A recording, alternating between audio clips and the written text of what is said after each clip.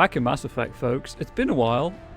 I can't actually remember what I'm doing. So here we are. Obviously, I had the rather lackluster Pokemon Black. I don't know the codex, not the journal. Pokemon Black, Nuzlocke. That went so well. So well. And now we're back, Mass Effect 2. I do currently have a contract outstanding, so I won't be playing games that often. I'm aiming for once a week, and we'll just have to see how it goes. Cool. Maybe if I figure out where I am in the galaxy map. I guess if I go to Malgus? Okay, Eagle Nebula. There we are. And I was going to head for Malgus. Flet and Rill are apparently rich in palladium, of all things. I wonder if they'll be hard to find. Rill, a planet only a Vorcha could love. Rill, did you like that? Vorcha? I didn't. Rill is notable for its near-miss climate, punishing heat, and a thin, toxic methane-ethane atmosphere. Its surface is dotted with Krogan and Vorcha habitats, eking out a meager living off the planet's tin and copper deposits, and killing anyone who cuts into their profits. Travel advisory. Krogan can survive in the heat with the use of a breath mask. All other species require environmental suits to avoid heat exhaustion and burns. Liquid water can be found in large lakes on the surface. This can be used for thermoregulation, but it is not potable without processing. For those unfamiliar, that means you can't drink it. Safely, anyway. Alliance Bulletin. Large-scale gang warfare is a regular occurrence on Rill. Civilian travel is not advised. Orbital distance 0.6 AU, orbital period 0.5 Earth years, radius 5,999 kilometers, day length 30.1 Earth hours, atmospheric pressure, trace, surface temperature 56 Celsius, surface gravity 0.9 G.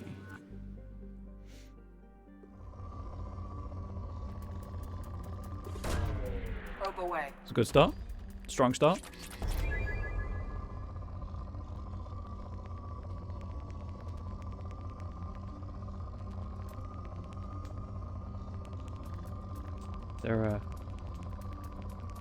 That'll do. Probe launched.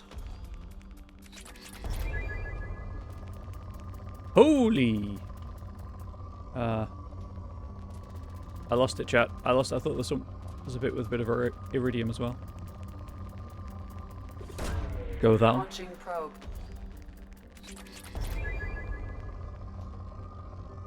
So how have you been, chat? How was your winter break, no matter what you did over it? Or how is my winter break for you, let's say? I don't know what you did over the winter period.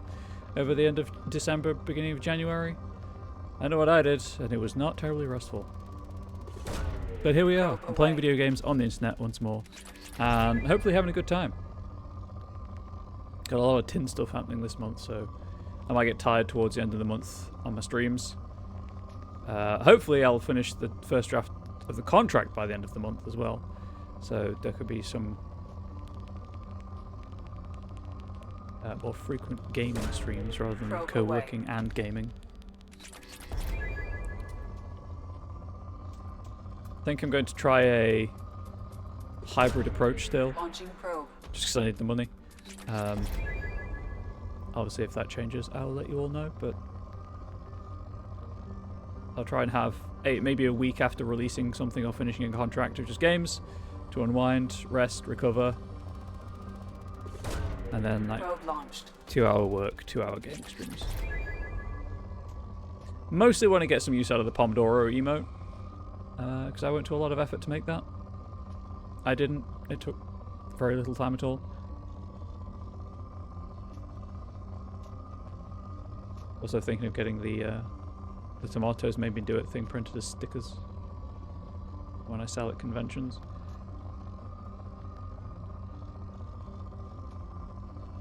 Anything else of note on this planet?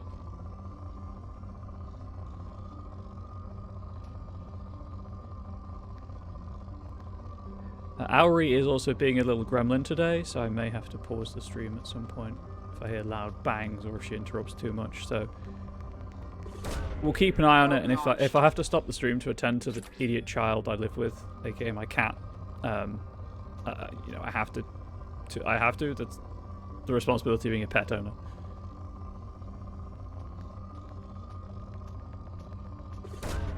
Probe away. And I try to be a good pet owner. God, is this planet not depleted yet? Oh. That'll probably do it. Probe. Good, because my finger was getting tired on the scan button. Okay, that's almost half my probes.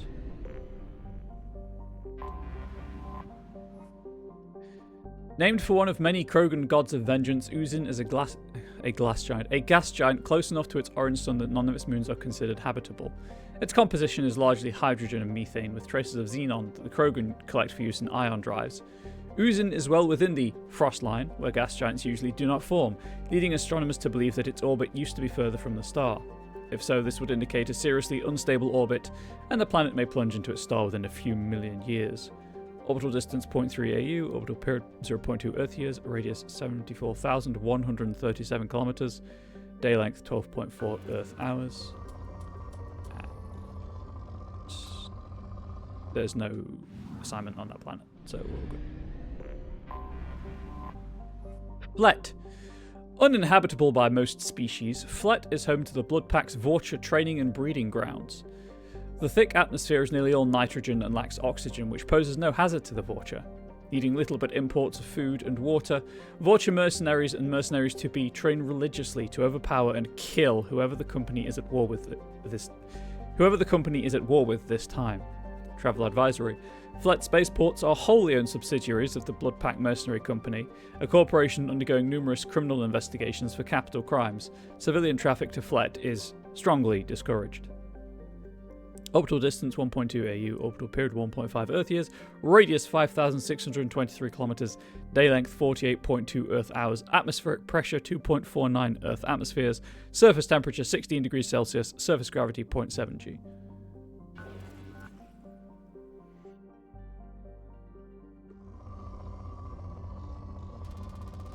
Oh well, you know what? I'll take that. Probe away. It's supposed to be palladium rich, not platinum rich. I'm not complaining, obviously. Any and all resources are good. Probe launched.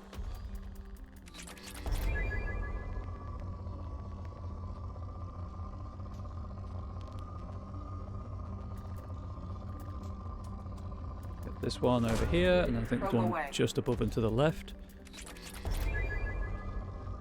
I saw something over here.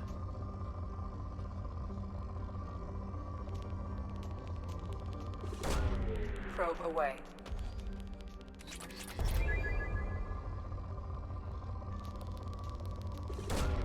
Probe away. Have I probed Uranus? Depower Axis, not yet. I'm waiting to do that joke last. But it's a good joke. Thank you for reminding me it exists. Launching And probe. Happy New Year to you too. Obviously, it's pronounced Uranus now, but it's a funny joke. And that is accounted for in the game, for those who don't know.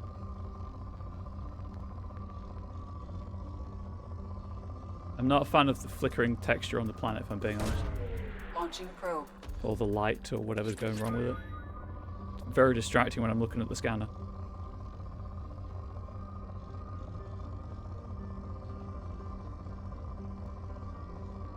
Please.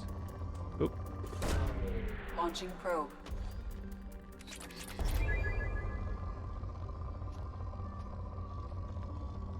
Holographic textures? Yeah, we'll put it down to the Normandy's freaking out. Please. My finger's gonna start hurting again. Usually means that I was gonna say usually means there's good one big spike left Probe at 4. launched. Or 1 or 2, I think.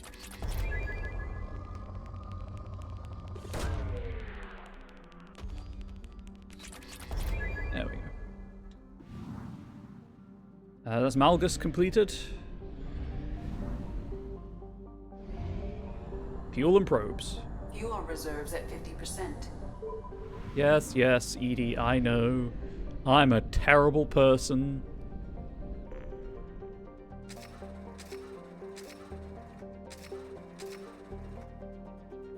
Have I played the series before? Yes, yeah, I've played the series through twice before, I think it is. I honestly can't remember at this point. Enjoyed it both times. Yeah, I think twice.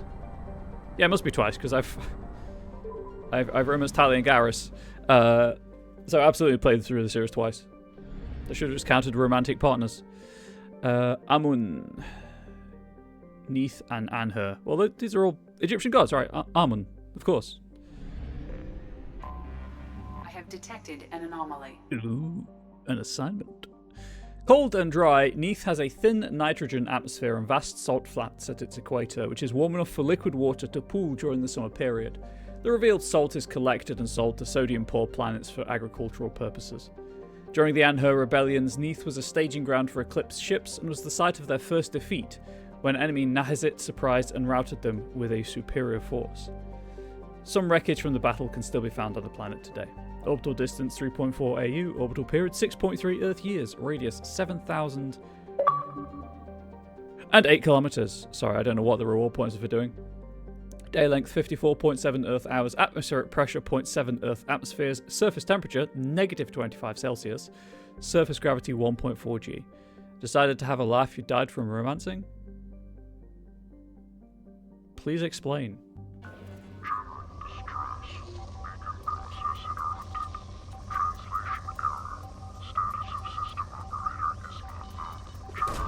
Grab this along the way. Launching probe. Yeah, game, I know how to find the anomaly. Probe launched. General distress. That's just my brain at any given moment, my guy.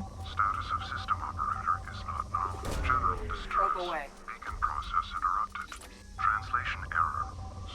Oh, hang on, what was it? Probe launched. Something on our sensors. Surface scans indicate wreckage of a merchant freighter, configuration unknown, damage to ship catastrophic, detecting movement but no signs of organic life. Cool. Oh, right, yeah, Romas Morinth. Yeah, no, I'm there. I understand now. Is that a good scene? Is it funny? Like, haha funny, or just haha, they planned for this funny? My brain makes those two things very different, and I don't know why. I might have done that. I honestly can't remember. Well, no, because no, I don't think I did. I think I asked my partner if she wanted me to, and she was like, nope. It's Garrus all the way. Probe away. Even for the sake of the bit, it's Garrus all the way.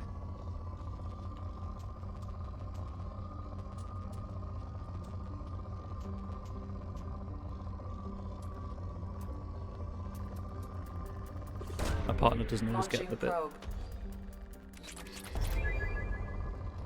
You know, totally fair.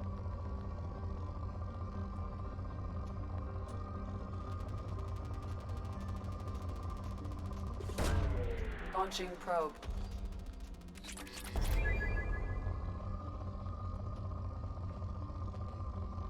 Been years, memory's a bit vague, but a bit haha both ways. Fantastic.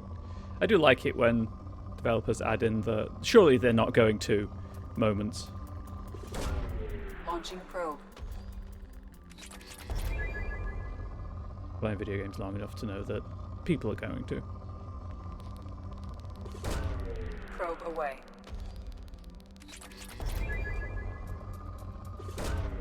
Launching probe. Okay, so I don't think that assignment is... Yeah, it's just an N7 assignment. Cool. Why did I not do that?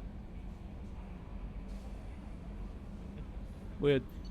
Scans indicate the presence of a wrecked merchant freighter on planet Neith. Amun system equal nebula. Movement was detected on the planet's surface, but no signs of organic life. But I'm going to scan the rest of the system, and then we'll come back to Neith and do that. Have I played Andromeda? I played the opening, I want to say 10 hours of it. It was fine. You know, I enjoyed what I played of it. ended up playing something else because I played a lot of long games at that. I'll start that sentence again. If I recall correctly, I started Andromeda immediately after finishing Inquisition, and I just kind of had a lot of... I just burned out playing long games, essentially. So I kind of just fell by the wayside. I do plan to go back to it, but I'm also like 30 hours into Veilguard at this point. So maybe after Veilguard, which is a completely different kind of long game. Who knows? That was off stream also. That was just my partner and I. So who knows if maybe I'll play Andromeda on stream first before she gets the playthrough. We'll find out. Sobek. Probably not, by the way. I like playing games for my partner first that I think she's going to be interested in. A hydrogen-nitrogen gas giant believed to be an extrasolar capture, Sobek's low-G moons were the sites of many Batarian labor camps during the Anhur rebellions, generating raw materials for the war. When the slaves were finally liberated by Eclipse, the mercenaries found abysmal conditions, including whole camps that lacked mass effect fields to keep the gravity at habitable levels. The widespread bone loss among the slaves was part of their master's final degradation. It would cripple them if they ever left for a standard gravity world. That's actually something you have to be careful of in space. I mean, it's not too bad, I think, in like terms of people trapped on the ISS, but it is a known thing.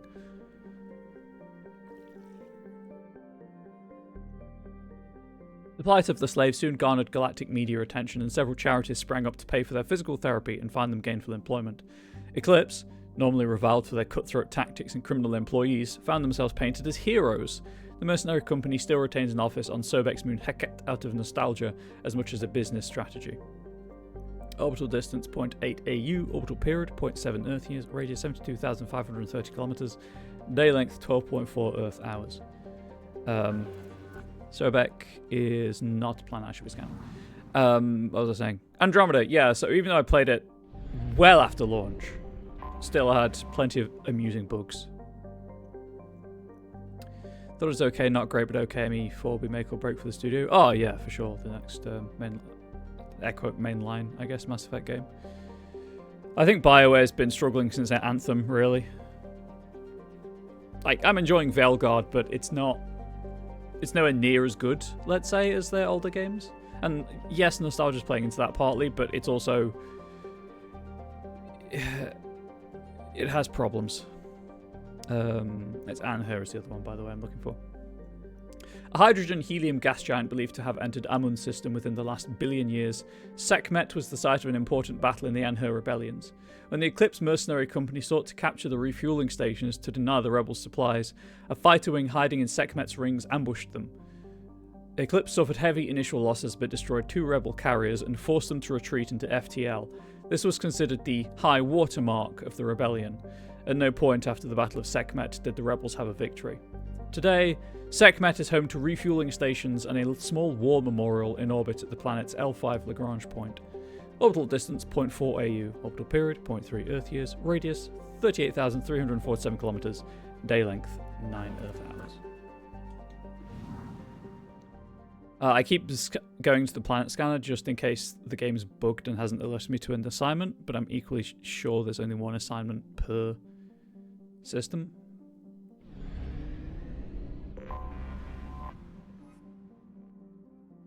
A garden world with heavy populations of humans and Batarians, Anhur was home to one of the ugliest violations of sapient rights in modern human history. A consortium of corporations and corrupt politicians, fearing Batarian economic competition due to their custom of legal slavery, passed a resolution that abolished the minimum wage, effectively re-legalizing slavery on a human-dominated world. Opponents of the motion quickly turned to activism and violence. A civil war erupted as one side sought to end slavery throughout the system and another, primarily Batarian faction... They accidentally did a word there. Primarily a Batarian faction called the Nahasit sought to keep the slaves they had. The Anhur rebellions raged from 2176 to 2178. The Nahasit had a significant advantage in ships, labour and weapons, forcing the Anhur militias to hire mercenary companies to even the odds. In the end, the abolitionists won out, though at the cost of much of their infrastructure. Though Anhur today still has significant natural wealth, it is economically depressed, save for the reconstruction industry. Population 208,587,000, Colony founder 2165. Capital New Thebes. I've heard gameplay is okay. The dialogue, however, put me off. I've seen clips since like a poor AI wrote and voiced it. No, I mean, it's how to put this.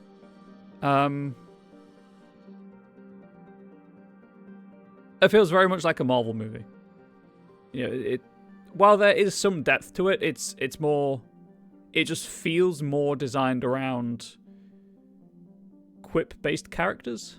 I don't know how best to describe it. It's fine, you know, it's enjoyable. It's completely different in tone to the first 3 games, and I think that's why some people have bounced off of it. Orbital distance 1.7 AU, orbital period 2.2 Earth years, radius 6,829 kilometers, day length 18.0 Earth hours, atmospheric pressure 0.6 Earth atmospheres, surface temperature 7 Celsius, surface gravity 1.3 G. Like, it's by no means a bad game. It's just, it comes across more as an indie game with a AAA budget.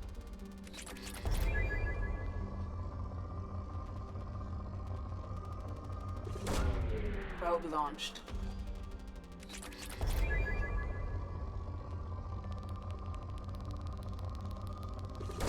I'm also salty about one of the decisions you have to make in it, but I don't want to spoil anything.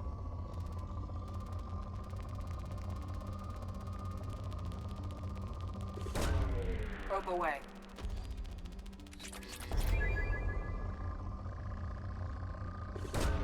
Probe All I'll away. say is if you play it yourself, pretty early on, there's a point of no return that shuts down. Well, there's a choice you have to make that ends any outstanding side quests in an area if you haven't done them. And I hadn't done them. Launching probe. And my last save was like 5 hours previously, which, you know, entirely on me, but Probe launched. no problems to look through it on free play weekends. That's fair. Said choice also apparently permanently pisses off one of the party members, so that's cool. They acknowledge it was a difficult decision to make, but they're like, yeah, I hate you now.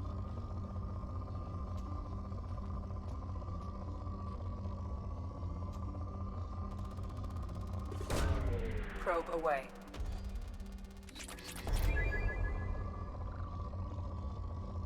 Although I am kind of tempted to make them the romance option, like I did with Isabella in my off-stream Dragon Age 2 playthrough. Make it as a rivalry-based romance. Like, I hate you. I'm so angry. Passion. Probe launched.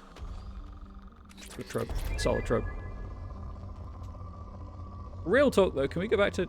Can we have more games that have rivalry-based romances? I loved the fact in Dragon Age 2 you could have friendship or rivalry as the romance foundation. Probe launched. Say what you will about Dragon Age 2. Sure, it has flaws. It's by no means a perfect game, but it has some fantastic ideas.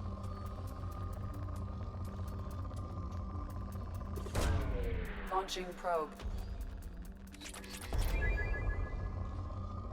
Stick at twitch.tv/comradebubbles for more tepid takes. Launching probe. Side quest hunter like in this game is scan all the planets before missions. Yeah, I'm trying to not just scan everything before doing things, because I appreciate that. Well, that's how I would ordinarily play this. That's how I play this game off stream.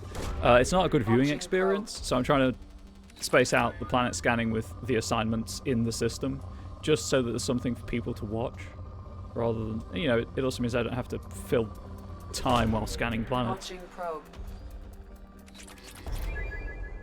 That was good because I'm out of probes nearly.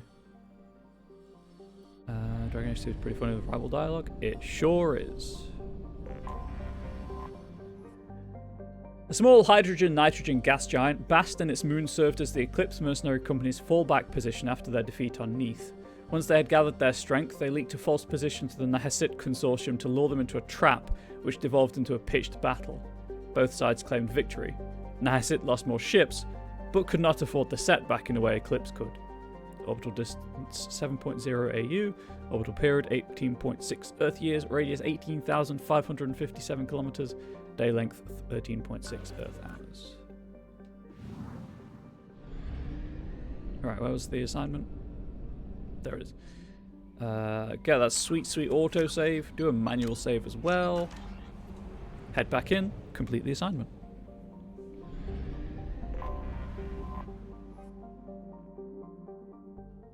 I don't think this is DLC.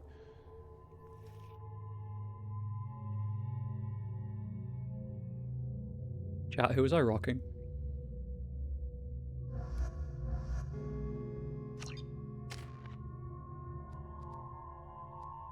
I can't remember who I was taking on missions with me. Am I working towards that?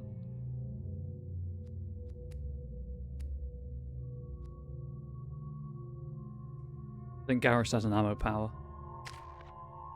He does not! Curses, it's there. He needs to be loyal.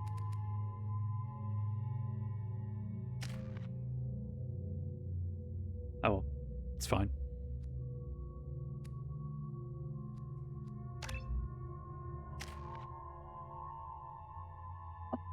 Sorry, I forgot to mute. Well, ran out of time to mute. We're all good there. It's so weird not having all of the Sentinel stuff that I used to have. I played this off stream last. Not when I played this last.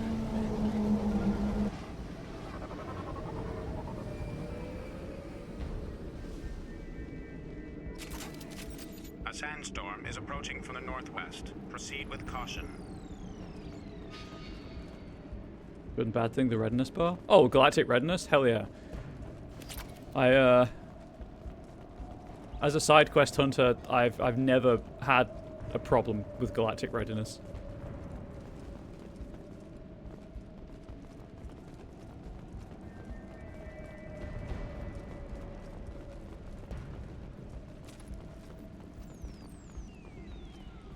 Wait, what?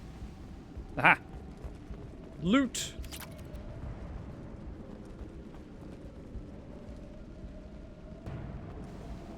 It's gonna help with...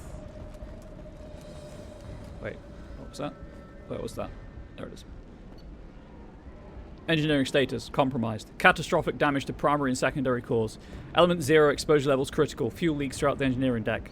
Navigation status, critical. Manual control of navigation impossible. VI control locked out by executive command. Authorization CRAT 43279. Sensor status, compromised. Short-range sensors offline. Unsafe planetary proximity detected at 0700 hours. Life support, compromised. Life support returning to safe levels. VI control locked out by executive command. Authorization CRAT 43279. Shield status, normal. Shields holding at 100% integrity. No shield breaches detected. It's all good, chap. It's all good. The ship's frickin' burning, but the shields are fine. VI network, compromised. Combating potential contagion. VI control of critical systems locked out by executive command. Authorization CRAT 43279. Communication status, compromised. Damage to communications array critical. Activating distress beacon. Originally I've had to do multiplayer matches. In the remaster I don't know if I have to do it. I can't help you there, because I haven't, got there in the remaster, clearly.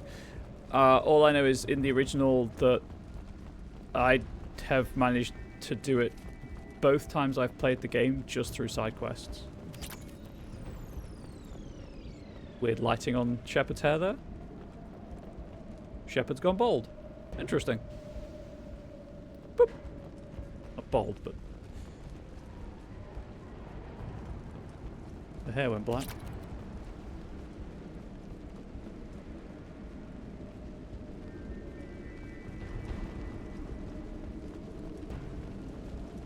Captain, short-range sensors just went offline and I'm locked out of helm control. The VI is reporting malfunctions all over the ship. I think... well, I mean, there is no multiplayer in the remaster, so I guess if that were the case, then presumably they've lowered the requirements for full galactic readiness, just so that people aren't locked out of it by a mode you can no longer access, which is a shame, because really like the multiplayer. Can boost it over the side quest limit, use to solo it. Oh, for sure. I guess it depends how much time you want to put into the game.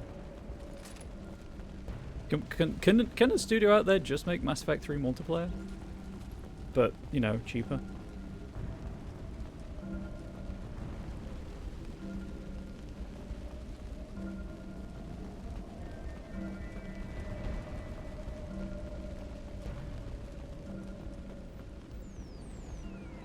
listen to. I would really love another game in that style, but have it PvE. Attention all hands. We are on a collision course and losing systems fast. Report to the escape pods immediately. This is not a drill. Is that Jim Cummings? Was that the Winnie the Pooh?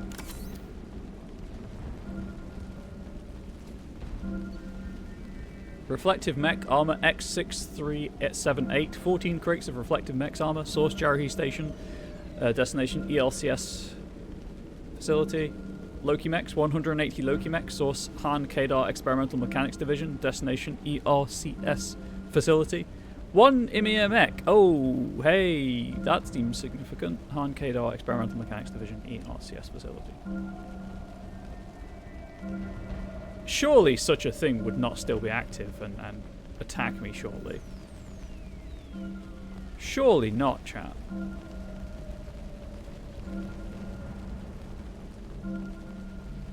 That was the manifest.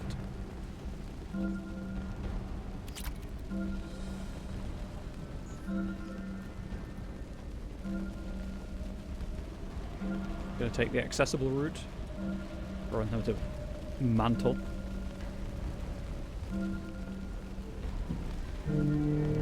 What's my heavy weapon right now?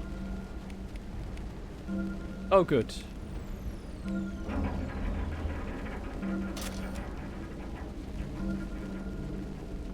Boom. Boom. Trenton, I've got a problem in the cargo bay. Marcus says the mechs in the containers are activating and self-destructing. Go check it out. You can't stop calling me Shirley. Well, dang, I'm sorry for doxing you on the internet. Hey, chat, I wonder what's going to happen when I turn off this beacon.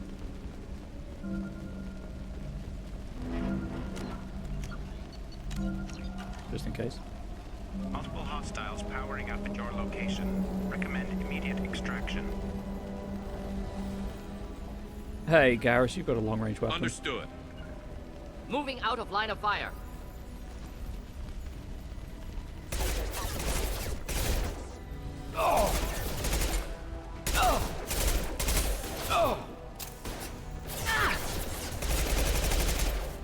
Shields have failed. Check we're not being flanked. Hey, do I have barrier anywhere? I do not. Never mind. Ready. Oh. Why am I using the shuriken? There we go. That's better. Sandstorm activity has reduced visibility to 90%. Proceed to shuttle for evacuation. My military build?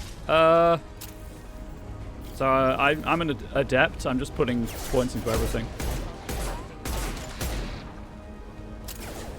I should probably get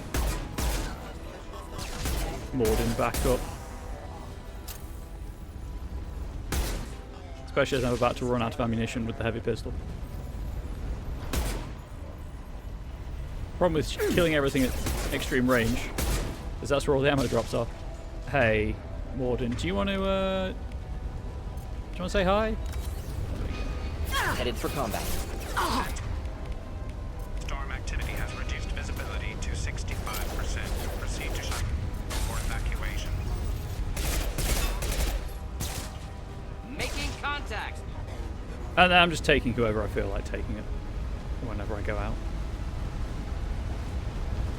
Go full biotic, wave, push, singularity, etc. Hell yeah.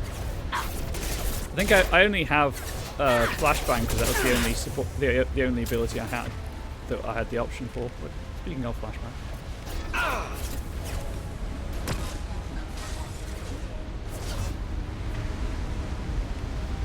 Hey Garrus, why do you not have your sniper rifle equipped? Understood. Sandstorm activity has reduced visibility to 40%. Proceed to shuttle for evacuation. I've got to stop doing My shields are down. Excuse collision proximity warning. Hostile to the right. Failing. it. It never gets old. Hate when characters use the wrong weapons. Yeah, it's just weird. Kill that one. Like you think there'd be something in the game to Sandstorm activity has reduced visibility. to tell it like your gun's not the right range. Use something else. Oh hey.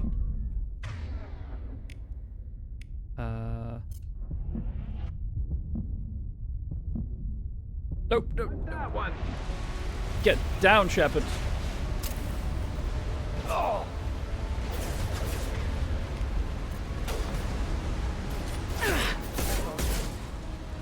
That Sandstorm activity has was reduced amazing. visibility to 40%. Proceed to shuttle for evacuation. Oh, hey, I'm sorry. Did I interrupt your prayer? That's awkward. Oh, this is even more awkward. Hey, Morton, could you, Just the thing to help.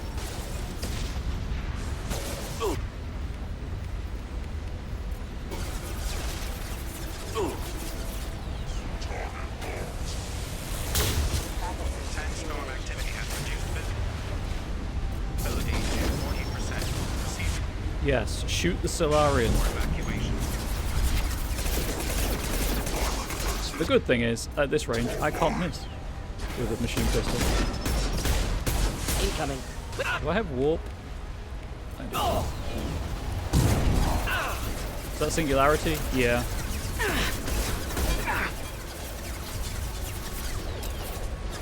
It sure was. Sandstorm activity has reduced visibility to 40%. This rock is really annoying. Proceed to shuttle for evacuation. Impact imminent. Keep clicking in the stick to sprint. And then I remember what game I'm playing. Oh dear. Oh dear.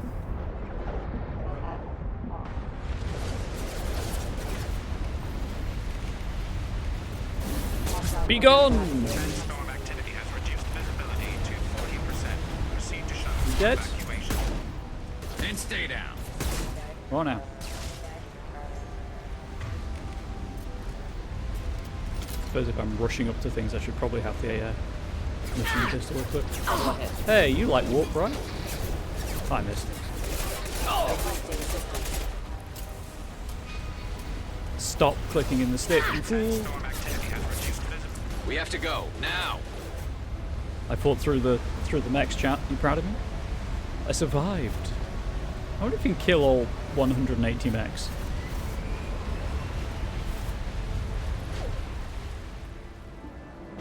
Found no survivors in MSV Corsica wreckage. Deactivated distress. Surely I should plant a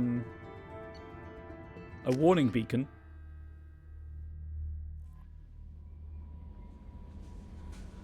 I remember all the controls that D-pad up to make team concentrate on the target. I think so. Like left and right direct them. I think down is they'll follow you again. And I think, yeah, up is maybe they'll both attack. I can't remember. I don't really mess with that stuff. I forget it's there most of the time, apart from directing them to cover.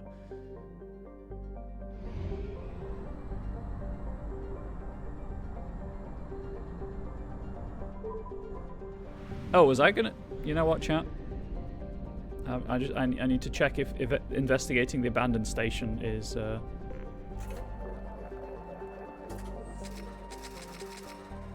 plot thing or not. I remembered. Why did I not investigate the abandoned station? Was that?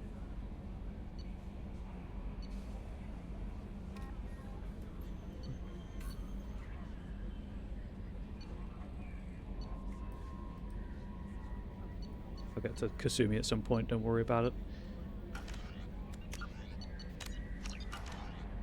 Good for things like the big mech concentrate fire, and that way you're not done small guys. That's true. That's usually how I play RPGs. Right. I've saved, so let's go see if...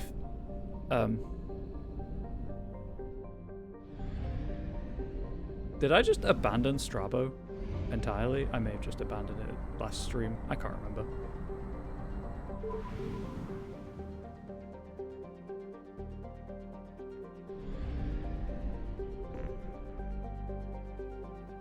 Oh wait, no, Jarahe's where they were going. Is it like a two-part thing? Nope, it's just appeared, I guess. Huh, cool. Anyway, let's do it. Get you some more video game content in your video game stream. Not just planet scanning. Site intel retrieved. Location coordinates Jarahe Station, Strabo System, Eagle Nebula. Data mining confirms the last reported location of merchant freighter MSV Corsica as the Jarahe Station in the Strabo System. Possibility exists that clues pertaining to the anomaly that caused the mass malfunction of mechs aboard Corsica can be found aboard Jarahe Station. Well, let's go on board Jarahe Station then.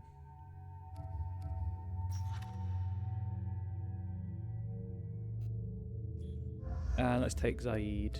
And... wait, does he have... yeah. Let's take Zaid and Miranda, why not?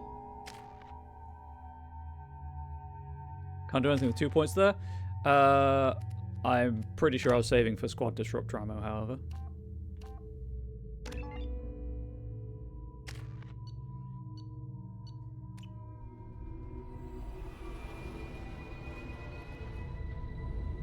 Oh, that's not a good sign. Sorry, I'll get my stupid face out of there.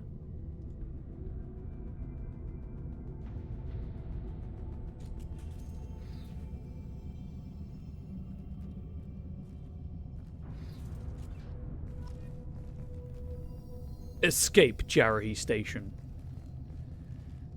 So, if I recall correctly, this is basically a haunted house in space kind of situation.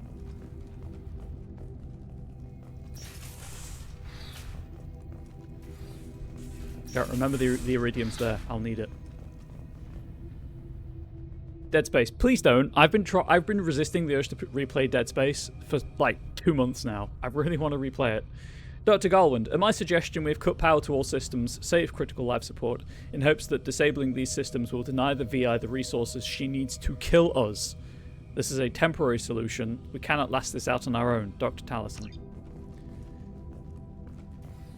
Yeah, it doesn't help that the remake added an alternate ending in, and New Game Plus mode. So I kind of want to play those on stream, but at the same time I've already played Dead Space through on stream. The remake, that is. So I'm not sure it would really add anything. Or if I'd just be, you know, wasting people's time. However, there is a lot of this game left, so maybe that urge will have passed by the time I finish this. Docking area power restored. Yeah, Intruders are requested to report to the cargo doors for immediate removal from station. Basically, I want to airlock you. The remake added, in the New Game Plus mode, there are 12 collectibles that make a marker, and they give you a non-canon ending.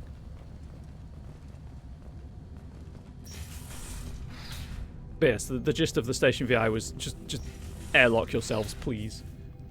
Intruder detected. You are not authorized to be in this area. Sure aren't. Dr. Garland, my firm belief is that the VI is paranoid about the possibility of infection. Its current homicidal behavior is likely out of an inflated desire to keep us from shutting it down. I believe that the VI is malfunctioning and that it believes our equipment to be infected by a virus. If we continue to try to shut her down, she will keep trying to destroy us. Maybe our only recourse is to just do nothing and convince her that we are not a threat. Well, I don't think that went well. Locked by Station VI. Power outage detected in the station. Mainframe is locked down for security purposes. I need to click the stick in again, chat. You don't understand how close that was. Right, well, let's go to the research lab, shall we? The micro stutters are back in OBS. Love it.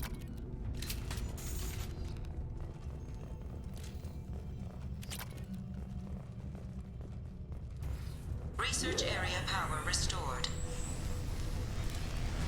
Beam engaged. Reflective armor prototype repositioned.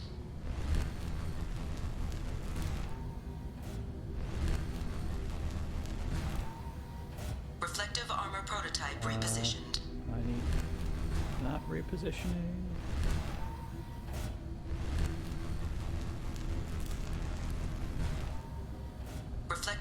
prototype repositioned. Do I not need it over? Oh, I see. It's missing it. Boop, boop. Wait. No. Get. Shepard, get off the desk. Reflective armor prototype repositioned.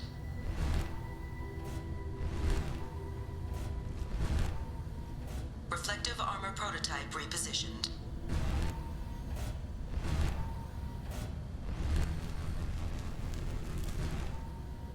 Reflective armor prototype repositioned. Please bear with me, chat. I think I'm onto something. I can't remember where it needs to go if I'm being Testing honest. area There has we go. been reflective armor prototype repositioned. I blew it up, because that's what Shepard does. When there's a problem Shepard doesn't understand, things get blown up.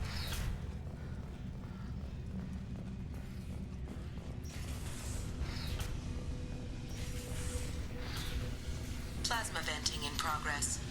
Attempting to reach the maintenance controls will most likely result in serious injury or death. I don't like the sound of death, if I'm being honest. Hey Miranda, did you just teleport? This is a secure zone. Please leave this station immediately. Cannings. I'm positive that the trouble with our VI started after the Corsica docked with us. Taliesin is looking into the VI itself. In the meantime, I need you to go through the logs and find out everything that was on that ship. It's gonna steal your money. You don't need it anymore, you're dead. I like how it says credits recovered. It's it's credits stolen, I'll be honest. Little death never hurts. For long, at least. My shields are down. Yeah, I'm just gonna storm through that.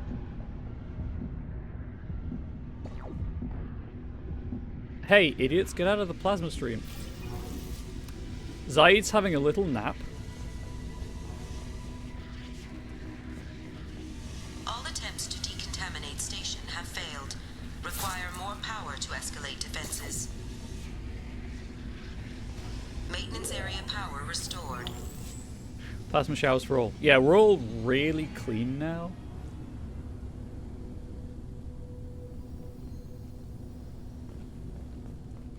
Anyway.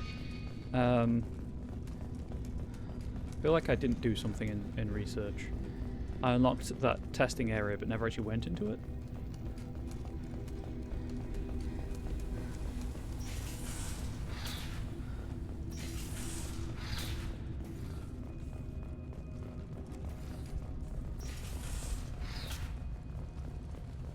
See if I can figure this out.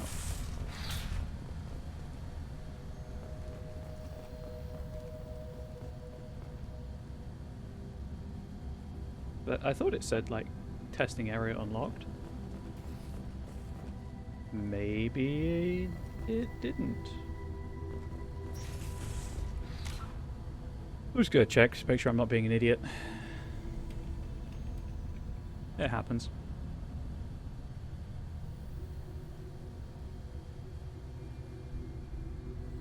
Come on, Google, you can do it.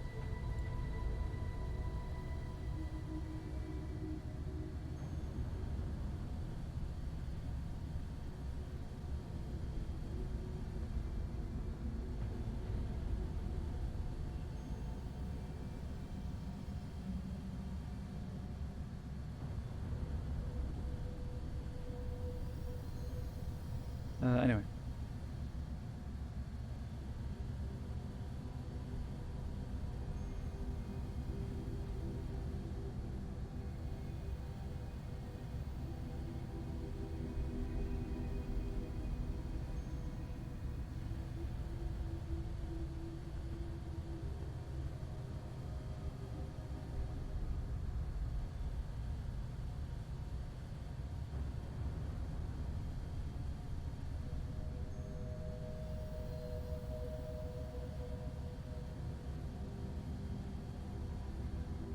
Oh, I solved the puzzle before it was a puzzle. Cool. Because the test was running, I was supposed to get locked in here.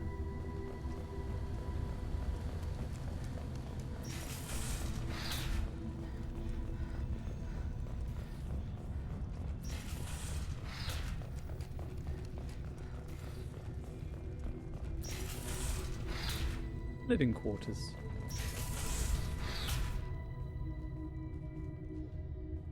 Hey chat, I don't want anything. I'm going to the vending machine.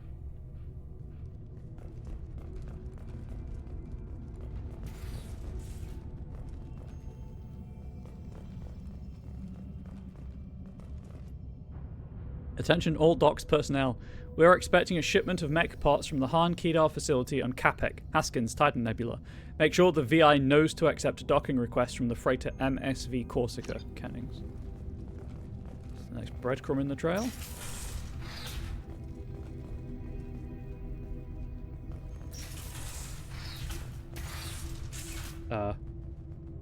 I'm in the door. Locked by Station VI.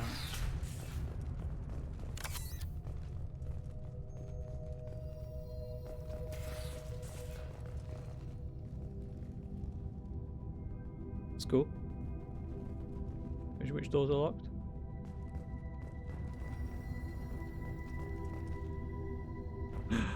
Nope. Door open. It said personal lockers somewhere. There's 2 games I'm looking forward to is RE Requiem and Fatal Frame 2 Remake. Yeah, I was excited about Requiem.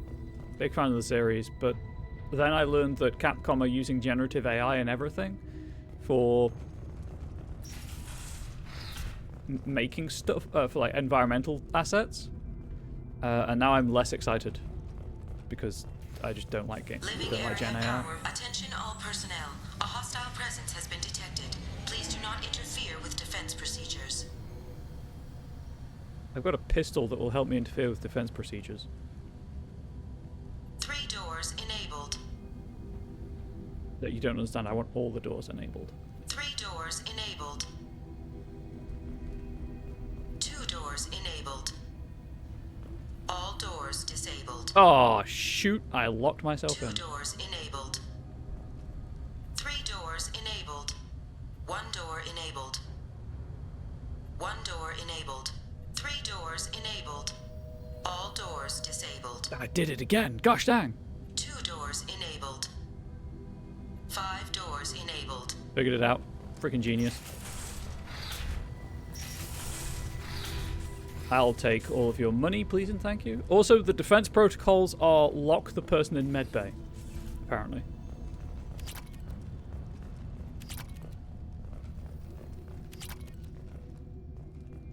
I guess it's containment procedures, right?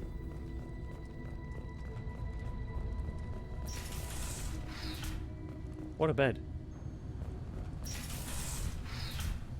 AI items. Oh, AI, Gen AI work isn't inevitable. The indie scene is proving that. All intruders intentionally violating quarantine are requested to exit the station immediately. VI, you haven't told me what quarantine is. Heck, the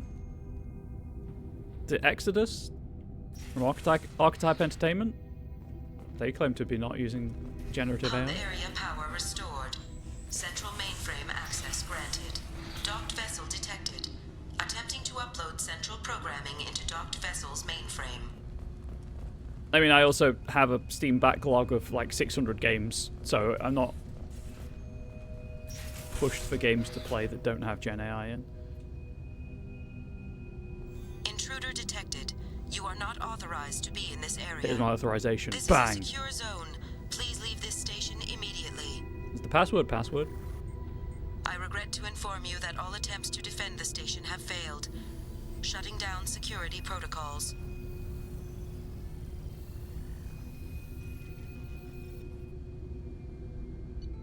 I know big studios are using it. It's cost saving. It's not.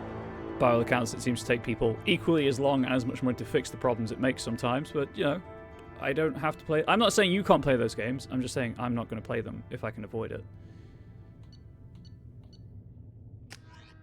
As a person who works in the creative sector, it's a very real risk to my job, or my income, and also, you know, there's horrendous environmental effects of it all. Commander, you've received a new message at your private terminal.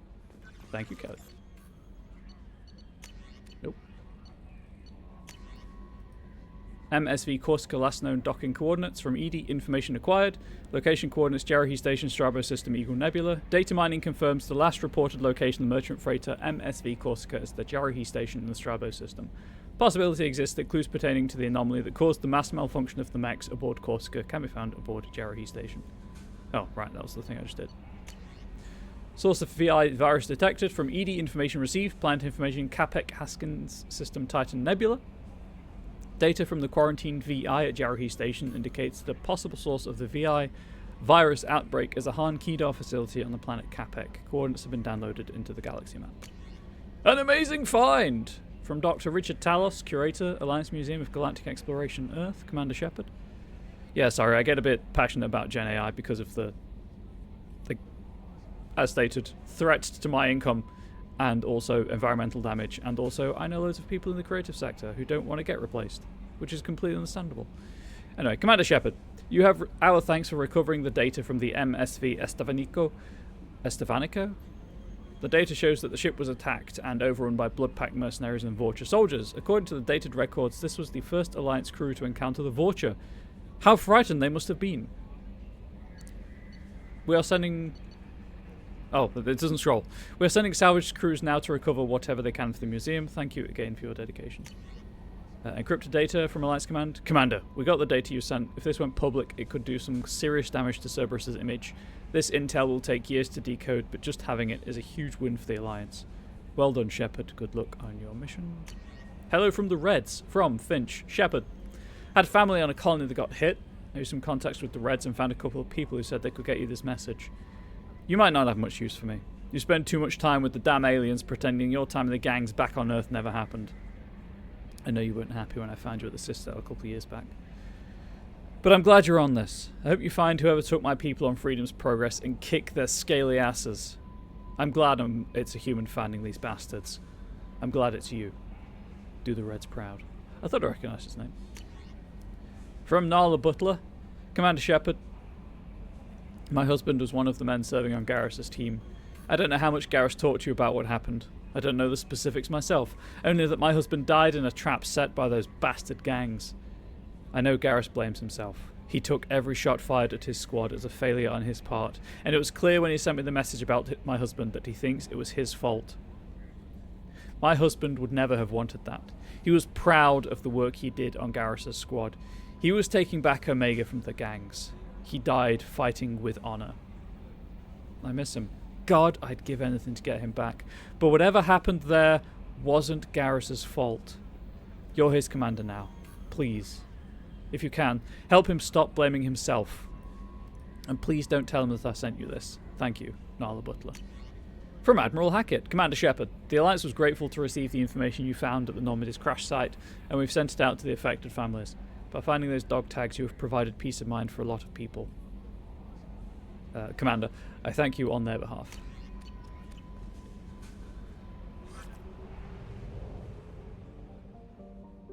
Okay, that's all that done. The mech facility is an entirely different area of the galaxy map, so we're going to go into the relic system. We have used half our fuel.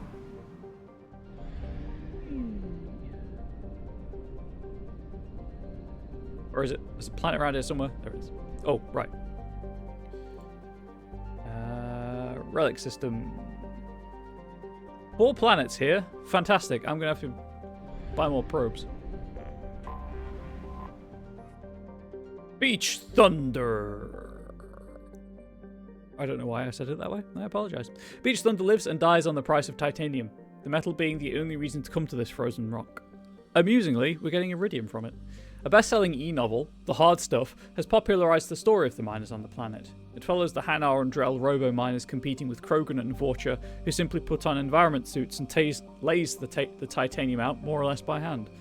As the novel's promotional screed says, Accidents are frequent, rivalry is fierce, and vengeance served up fast. That doesn't make sense. There goes present tense, past tense. They should have said vengeance is served up fast. Orbital distance 33.0 AU, orbital period 190.2 Earth years, radius 8,058 kilometers, day length 54.1 Earth hours, atmospheric pressure 1.25 Earth atmospheres, surface temperature negative 157 Celsius, surface gravity 2.1 G. Also, speaking of going backwards to Capcom and Resident Evil, I learned that the Jill playthrough of RE1, 1998, you don't need ink ribbons anyway. Launching probe. I played it as intended, which is a slight weight off my brain.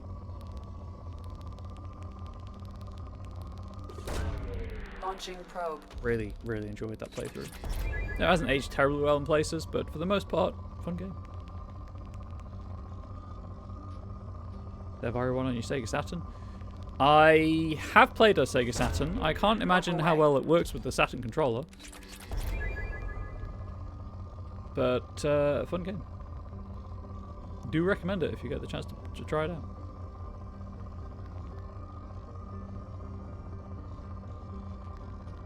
I will be getting around to playing the original RE2 and 3 at some point as well. Has an extra mode? Ooh, please do go on. I like it when developers add things for, rather than it just being a straight port, you know? Like, hey, here's a reason to actually buy the game again. Launching probe.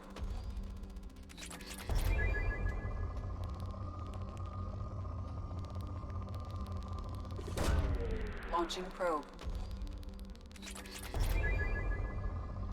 Now the planet, unlike me, rich. Launching probe.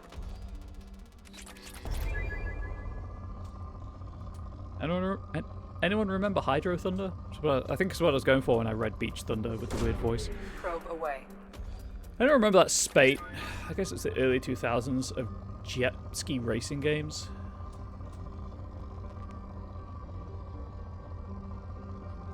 I think Hydro Thunder was a boat racing game, but point still stands. Water-based racing, let's say. I also think Hydro Thunder might have been an arcade game. RE1 Saturn has an extra mode of the PlayStation with sort of soft survival mode. Interesting. I wonder why they added it to the Saturn. But the Saturn...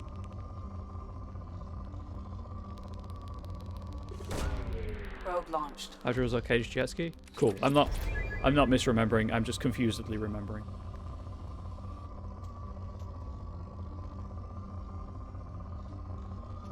Please, I want to make a stupid joke. Where's this last deposit?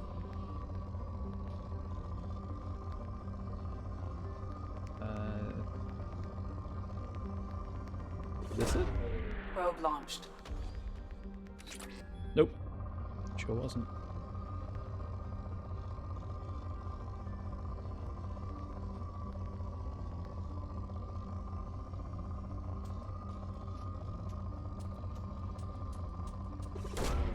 Launching probe. Hey chat, it's me! Depleted. Physically, emotionally, financially.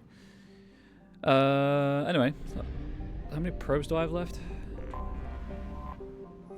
Praying Mouth. If you know what I'm saying, chat. A hydrogen helium gas giant, Praying Mouth is a ship-killing enigma, the Bermuda Triangle of the Terminus systems.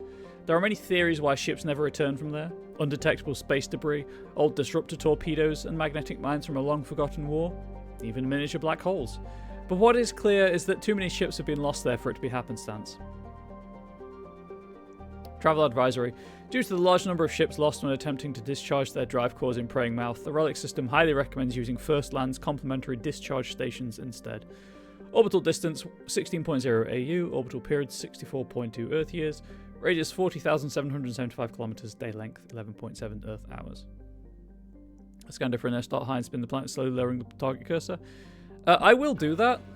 And that is, in fact, how I would ordinarily do it. It's just when I'm searching for that last spike, I don't know why I default to vertical. I don't need to scan that one. I think I have 18 probes. Rough Tide has good platinum reserves. A dwarf planet with a shroud of carbon monoxide and dioxide that keeps it warm. Rough Tide was so named when large veins of platinum and palladium were struck, and miners from all over the cluster came in to stake their claims. and our police and their Drellin forces clashed with Krogan and Vorcha in an ugly series of race riots in the late 2170s, and the planet has only grudgingly kept a shaky peace since then. Orbital distance 7.8 AU, orbital period 21.8 Earth years, radius 2,125 kilometers, day length 67.7 Earth hours, atmospheric pressure 7.89 Earth atmospheres, surface temperature 1 Celsius, that's chilly, surface gravity 0.1 G. Work beckons, have a good stream. Thank you for swinging by D-Power Access. Hopefully you have a good rest of your day and work isn't too bad, but thank you also for being here. I appreciate you hanging out and chatting. Have a good day while I scan planets. Probe launched.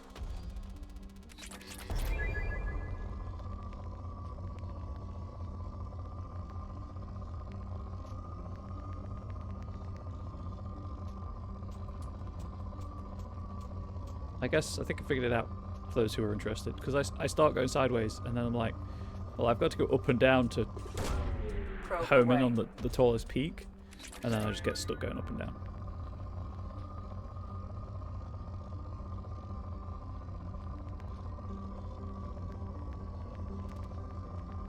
Wait. Yeah, I'll take that platinum. Probe launched. But I need to go back up, chat, don't let me forget.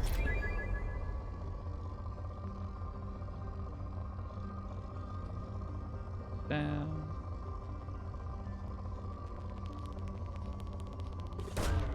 Launching probe.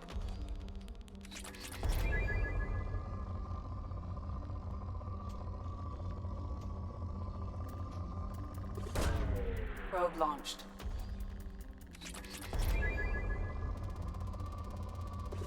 Need to go refuel and get more probes after this. After Rough Tide is depleted. I'm trying to ignore the fact that a lot of this game is stripping all available resources from planets.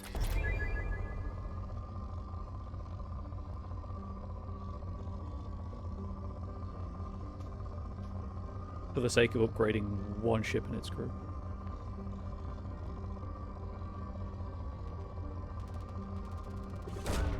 Probe away.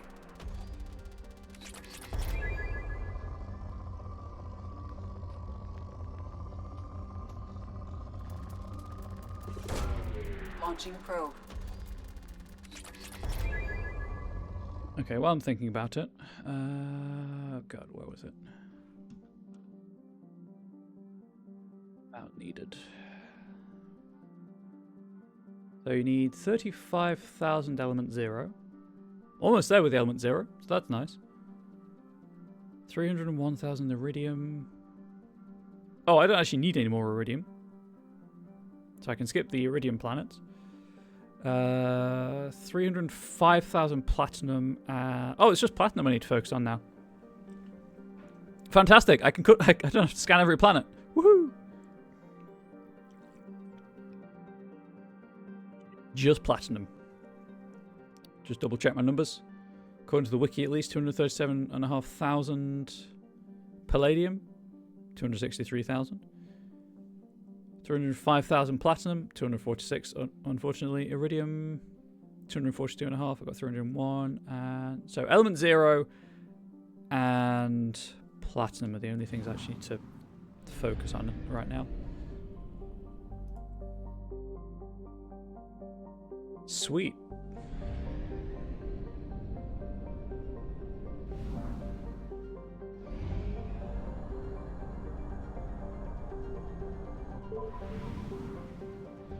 And for those of you who haven't played the game before, like in the first game, you unlock more planets as you go, so...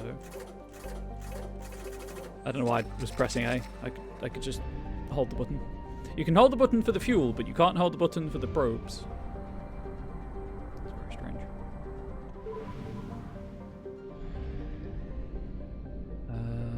That was... Murky Mouth and Praying Tide. Rough Tide. Whatever. Anyway, Fitful Current was so named because it orbits in retrograde, indicating that it may be... I've lost the ability to speak. Indicating that it may have been an extrasolar planet that was captured by the relic system's gravity well. Large for a rock planet, Fitful Current has only traces of hydrogen in its extremely thin atmosphere. Hanar robo-miners have recovered some uranium and thorium deposits from its depths. Not thorium, thankfully. Thorium. Orbital distance 1.2 AU, orbital period 1.5 Earth years, radius 9,260 kilometers, day length 41.9 Earth hours, atmospheric pressure trace, surface temperature negative 47 Celsius, surface gravity 3.1 Gs.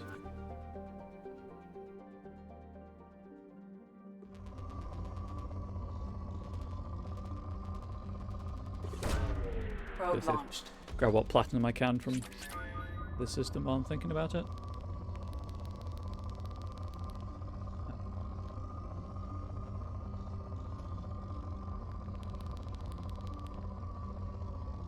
But I don't need to be terribly, circumspect about it.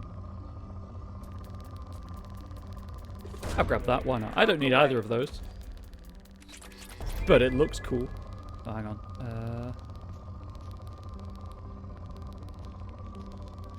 Sure, why not? Launching probe. Ah, I thought that was going to get me a bit of platinum.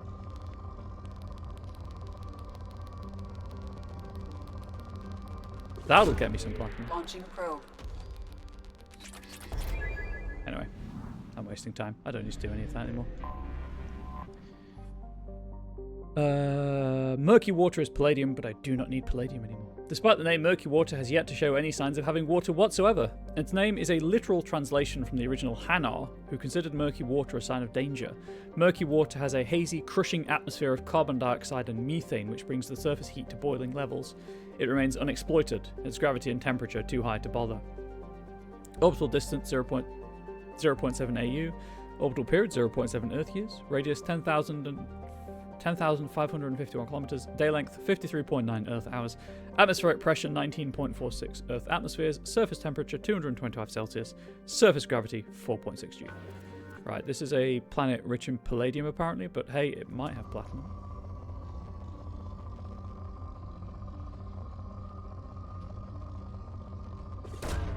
Probe launched. Every tiny bit helps.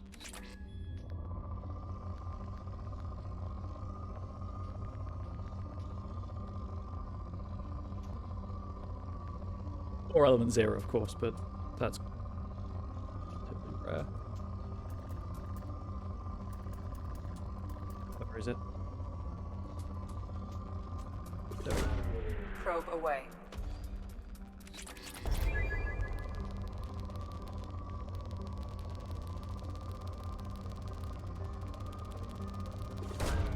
Probe away.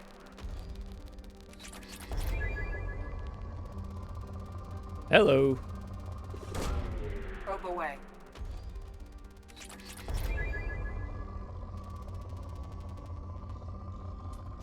I'm glad I decided to do this. Probe launched. How much platinum do I need? 305,000. Cool.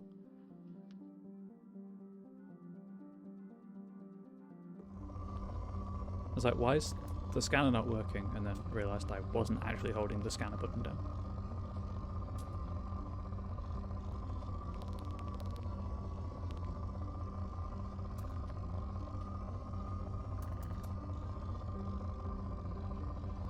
Probably good to abandon the planet now. Oh, hang on. There we go. Probe launched.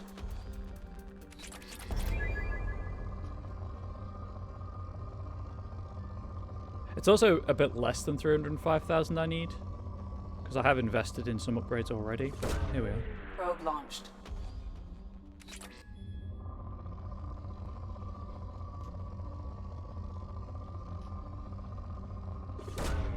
Probe launched.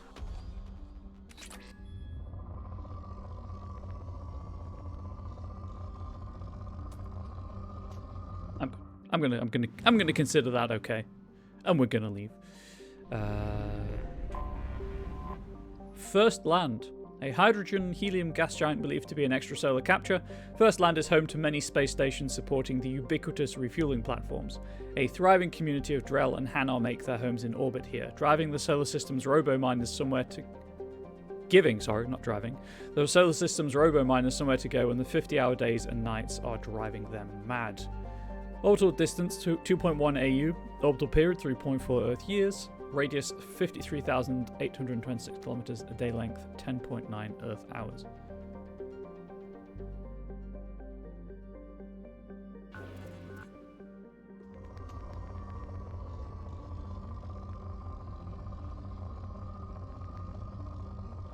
Give it a quick once over for Platinum and Element 0.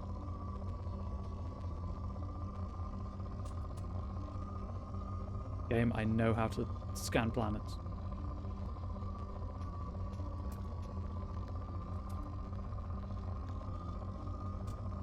Let's use a probe on that tiny bump.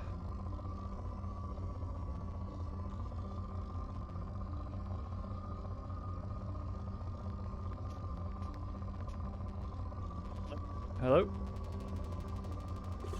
Decent amount. Probe away.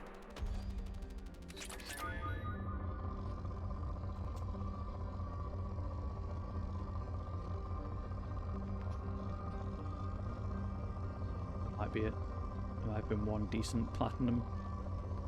Oh.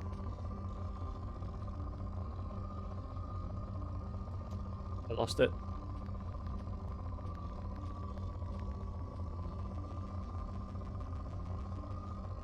I'll take that. We're good. That's good enough for me.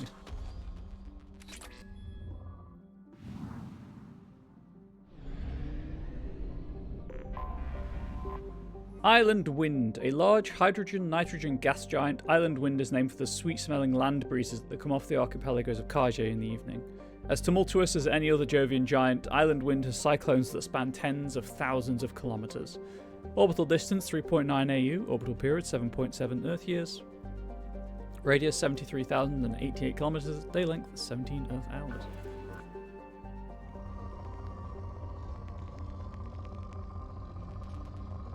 Hello.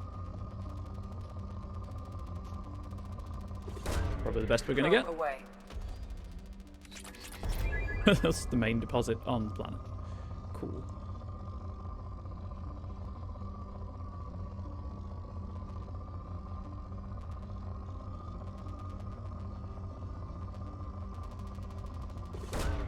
Probe away.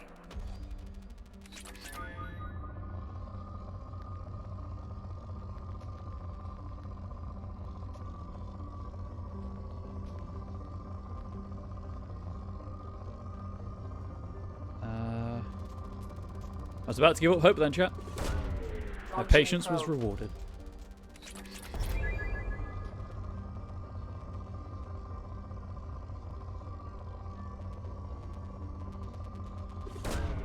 Launching probe.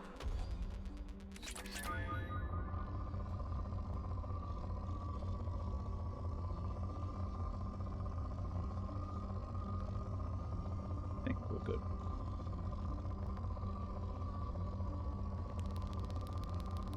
I don't need iridium, so I'm going to save the probe. Right, that's everything in Relic. Peace. It's nice knowing you, Eagle Nebula. Is that everything I can do right now?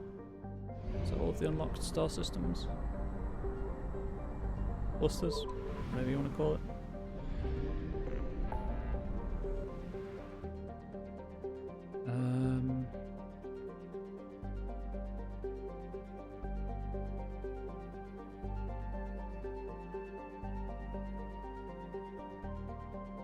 That's the Citadel. I'll do that last.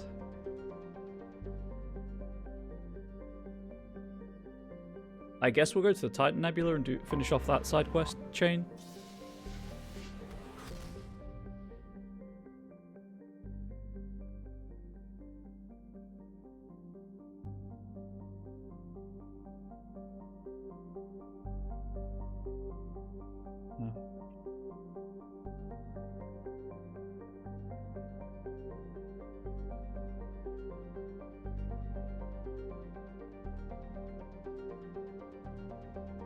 Oh, there's only one thing here anyway. Cool. Oh yeah, I should have just looked at the screen, idiot. Mass relay. Capex, the only planet to inspect. So we'll do a save. It's been a while.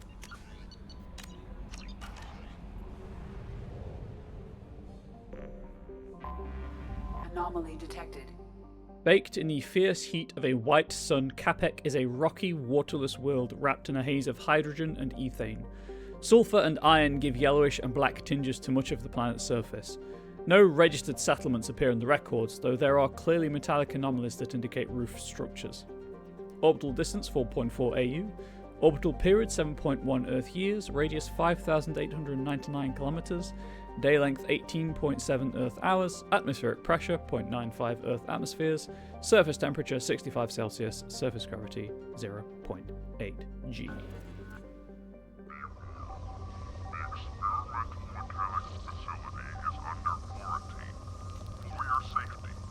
Get any iridium. Oh, hello, Ezo. Probe away.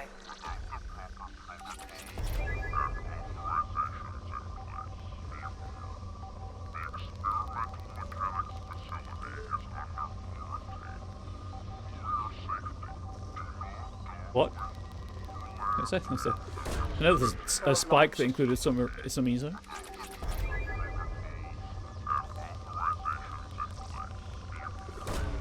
Launching probe.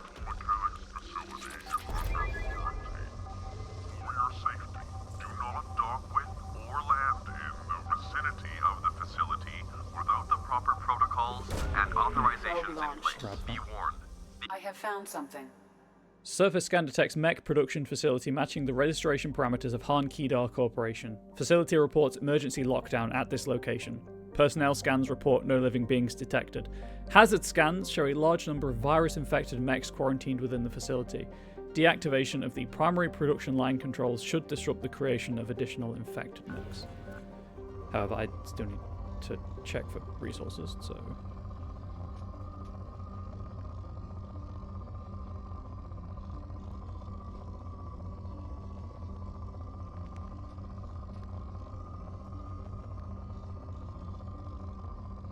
Spin, my pretty spin. Probe away. Well, that's all the element 0 I need.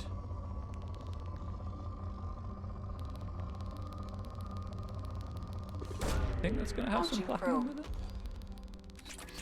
Tiny amount.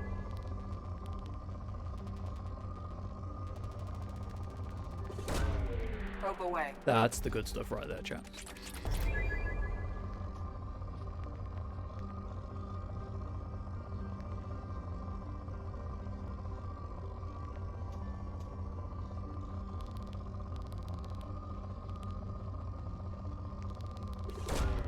Probe away.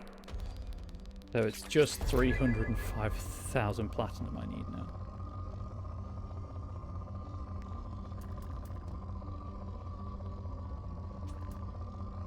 It does mean that I can buy all the upgrades that don't require platinum, so there's that at the very least.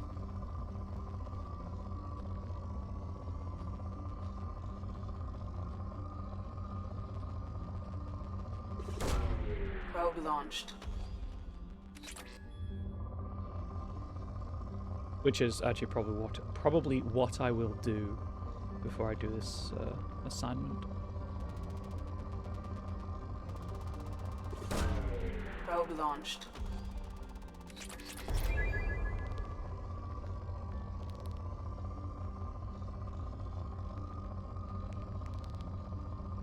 Where is it? Oh, I saw her.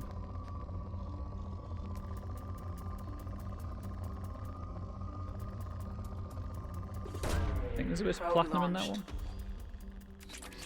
Yeah.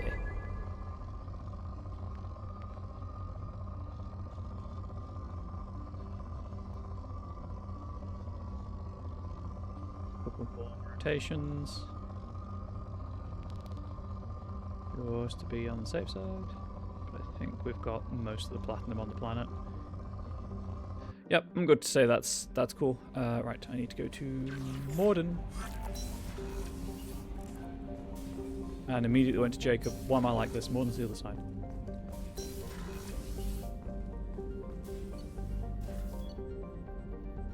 Weapon upgrades. Sure, 10% bonus to assault rifle damage. This upgrade strengthens a weapon's mass effect field generator, increasing the velocity of each slug fired.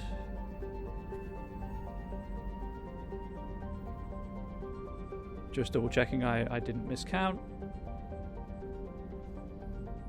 I have 324,000 iridium. I only need 242 and a half. So, yep. Oh, wait. Legendary Edition needs 250,000. I'm good.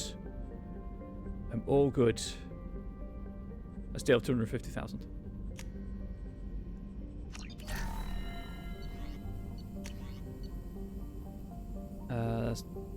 This upgrade improves the weapon. Oh, it's the same text.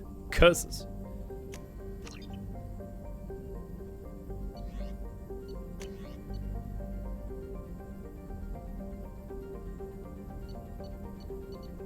Why can I not buy these? Interesting. Armor upgrades, metagel capacity. So platinum is what I'm still working towards. But I can use this. Squad bonus plus 10% tech power damage. Standard Omni tools are calibrated with a wide neural input tolerance range so they can be used effectively by any race. By tuning the inputs of the Omni tool to match the specific neural patterns of the user, responsiveness and power can be greatly increased. Once tuned in this manner, the Omni tool is almost unusable by anyone but the wearer, and it must be constantly recalibrated to subtle neural shifts.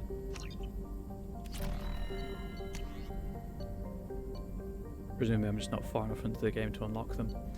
But yeah, I'm still working on the platinum because I need 305,000 platinum and I only have 261,000. That's platinum. Palladium.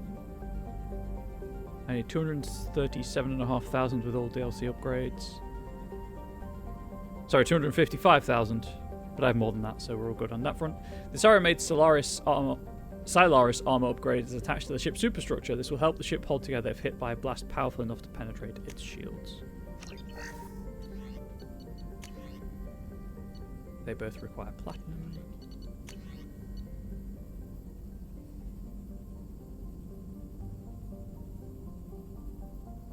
Cerberus assault armor is designed for shock troops who are expected to turn the tide of battle against creatures or forces that would decimate normal soldiers. The troops demanded 3 things in its design: shields and armor thick enough to last against a superior foe, a rechargeable pack to extend a heavy weapon power cell, and a rechargeable pack, sorry. The only drawback of the armor is its weight, which the troops carry as a point of pride. They have a saying: out of shape going in shape coming out. Extra heavy weapon capacity, shields and health. I'm making all this stuff because I can, rather than any particular desire to use it.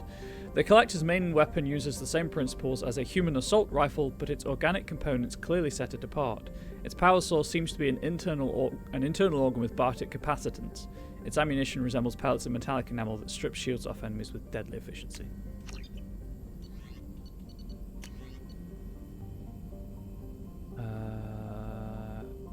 Yes, it's platinum. I have to remember to not spend. Cerberus adapted this suit for you out of salvaged Collector technology. The Collector's chitinous armor is flexible and even tougher than ballistic fibers. Its organic construction allows it to be self-healing, and the muscle-like tissue that assists movement ensures it is comfortable to wear despite its weight. And that gives us 10% regen bonus, 10% storm speed, and 20% health.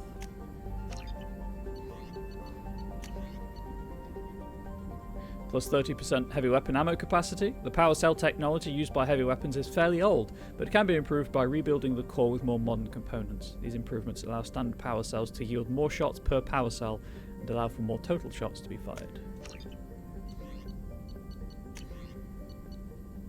The Inferno armor.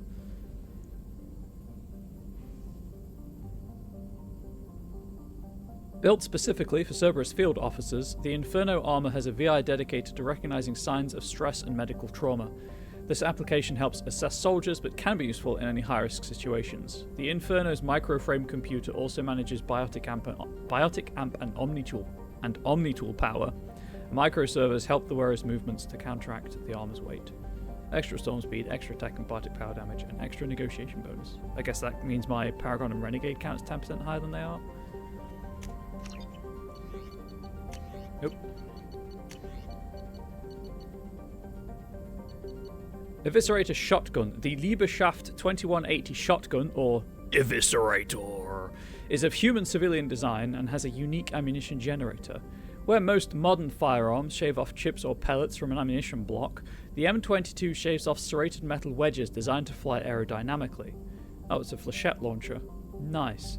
This dramatically improves its armor-piercing capabilities, and its type grouping helps wound ballistics at longer ranges than standard shotguns. This design also violates several intergalactic weapons treaties, so the M22 is not distributed to militaries. Nope. Sorry, bit of wind.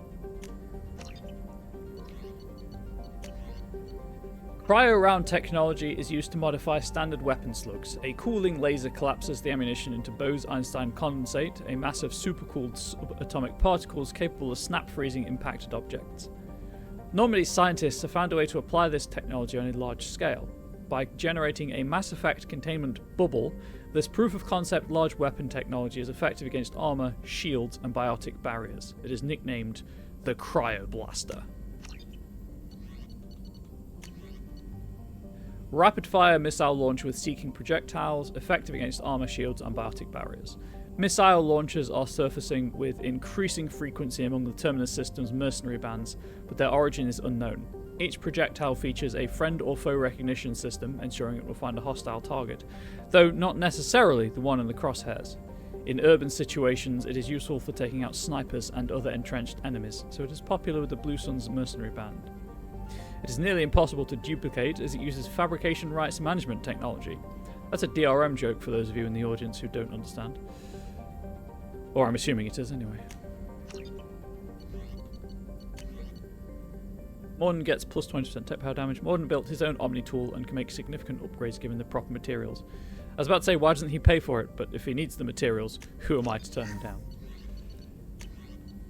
And I like that this tells me what I need to upgrade. But these are like, hey, you... Oh, now it does. Weird. Maybe I just didn't see it before. That's equally possible. Okay, that's all of that sorted out. Now we can actually do the assignment. No messages for you, Commander. Thank you, Kelly.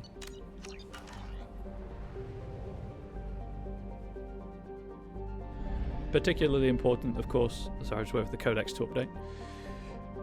Because I am using an SMG, so the 10% damage bonus will be quite nice.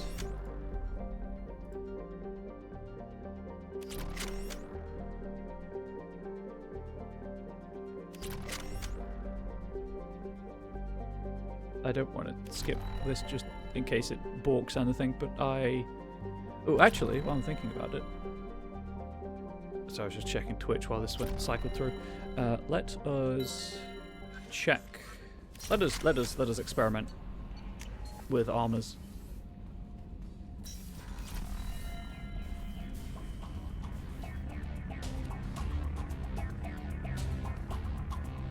Cerberus Assault, Collector Chiton, Inferno armor. I mean, it looks derpy as heck, but sure, we'll rock it for a mission. I did unlock it. I may as well use it.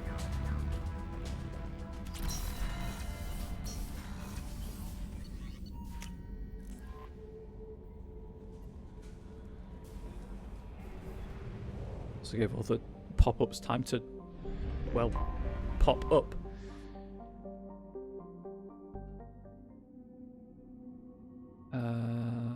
Hey, do you have...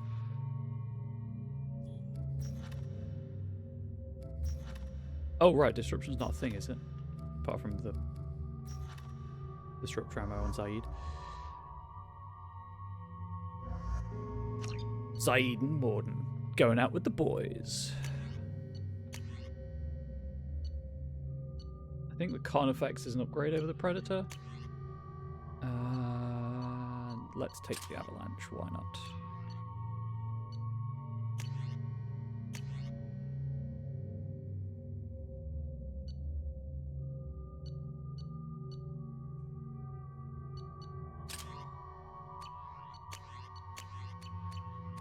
Don't have any fancy SMGs, much to my chagrin.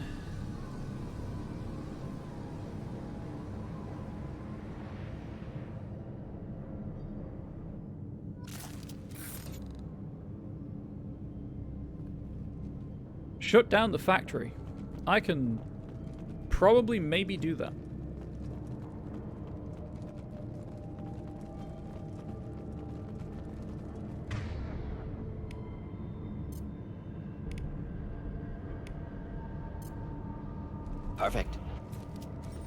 Thank you, Morden. I try.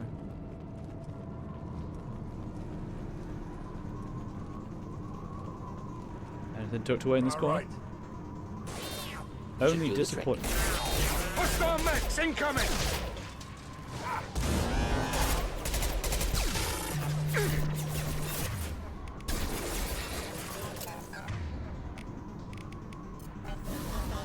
My shield. Got no cover. Down you go. Morden, you good though?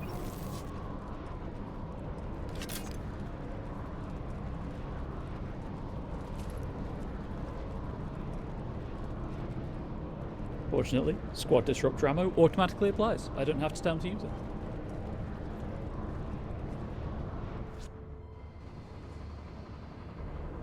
That's a good sign.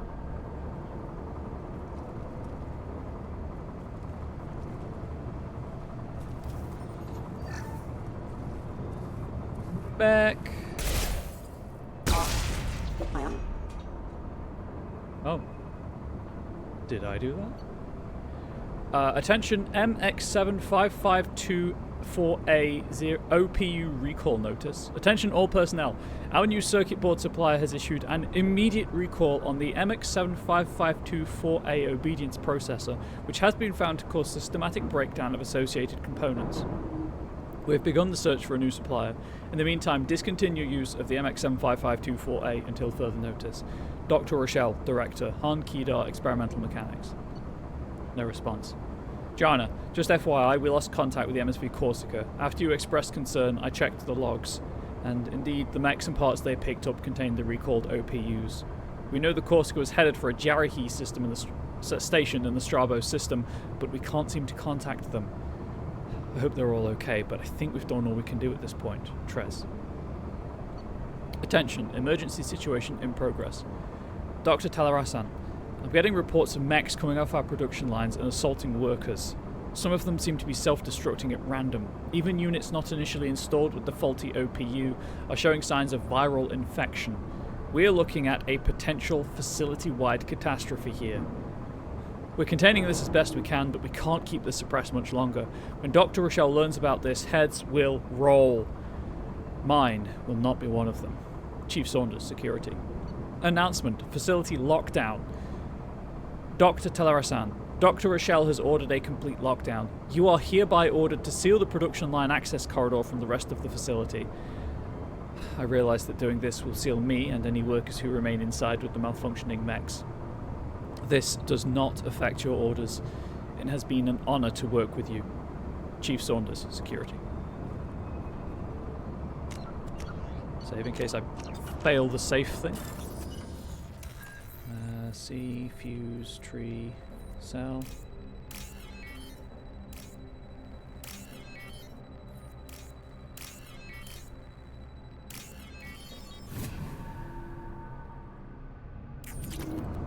That's sweet cash money. Door open. Seems deserted. Wonder if anyone's still here. Oh, we're probably about to find out. Dr. Talarasan located. Chief, I've located the Asari, Dr. Talarasan, in the production line access corridor. We've set up a barricade and disabled access to the rest of the corridor. Officer Campbell. Proceeding to objective. Chief, I secured Dr. Talarasan and I'm heading into the warehouse to access the production line control room. I'll update you once I'm in. Gamble. Warehouse breached. Chief, I'm in the warehouse. It seems pretty empty, sir. I can see the control room just above the storage area. Might need a few minutes, but I'm pretty sure I can get that main production line shut down. Gamble. Officer Keith Gamble, you did not get it shut down. And I just reached that through the intervening distance. We've been spotted. Okay, John. I'll do what Chief Gamble couldn't. I'll be the hero of the Han Kedar robotics, experimental robotics facility needs. Who's shot me? Taking heavy fire! Ah! Should do the trick.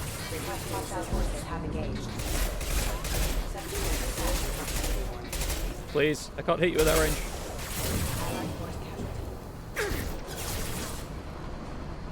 Sit down!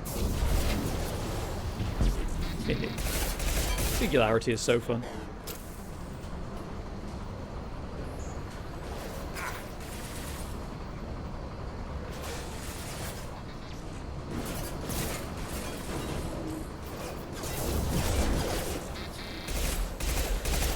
Oh, that's one by my feet. Hey, have a flashback. Firing an impact Forces shot! have engaged. Status failure. Never mind. Clearly I, as Commander Shepard, am superfluous to requirements. Superfluous Shepard, they call me, back at the academy.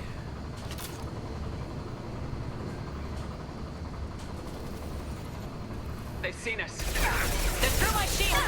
Lean in. I mean, it's hard not to see me. Allied one casualty. I didn't think that would work. Hostile forces have engaged. Member offline.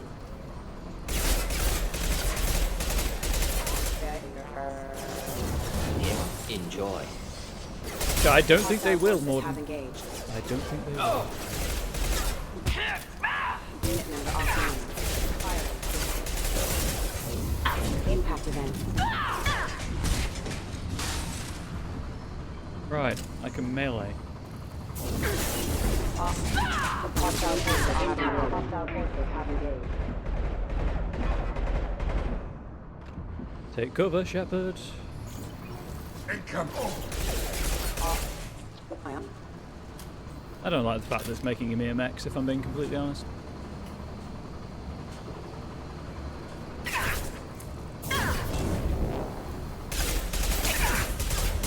System failing. Impact event. Unit member offline. Impact event. Allied force casualty. Okay, there's another mech alive. The Allied Force casualty is really good for telling you if there's more mechs around. I will admit. This'll put him down! Will it? Because I think you just shot the wall. Impact imminent. Hostile forces have engaged. I think there's an achievement for melee. I don't know if I've already got it or not. Is it? Why would you... Impact imminent. Uh-oh. Are you alive?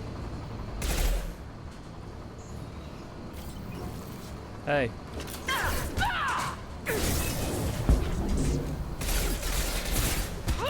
Rerouting power. Any more Allied Force casualty alerts?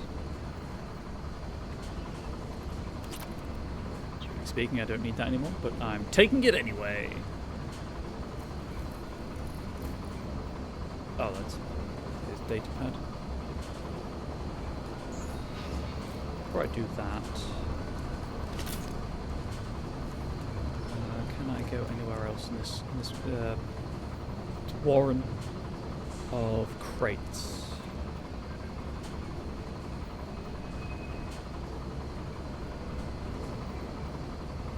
I can, but it's only to get the power cells I've already got. Gonna keep. Finally just got in. Please don't be ending soon. Nah, guns. I'm here for at least another hour.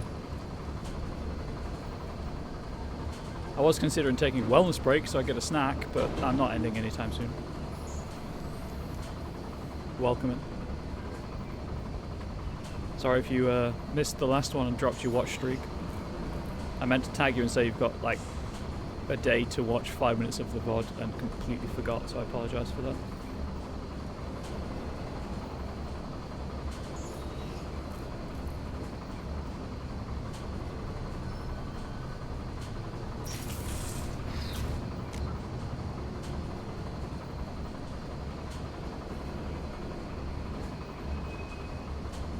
How's the day going? Oh, you know, it's going. The company I run, we've got 2 big things coming up. One on Saturday, one at the end of the month. So I'm still in prep for both of those. And kind of wish there was someone else to deal with one of them for me, but here we are. going to do great. Thank you, I don't know how it's going to go on Saturday. We're asking people to step up and help out. So if they don't, I'm shutting the company down because it's hurting my health. So here we are.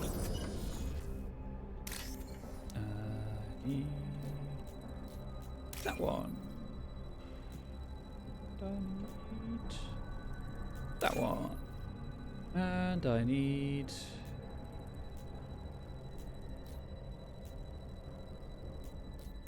that one. Watching is a massive mistake. I don't want to be correct. You know, I can't say anything to that.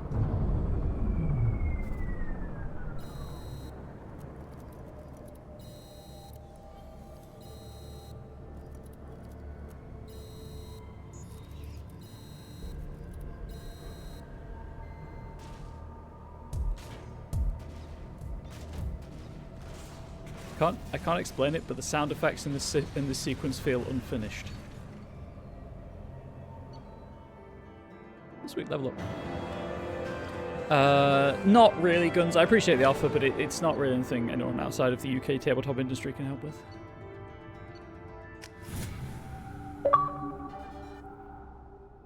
Agent.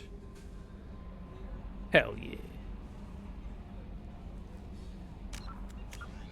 Right, I believe I've got a whole bunch of these to go through.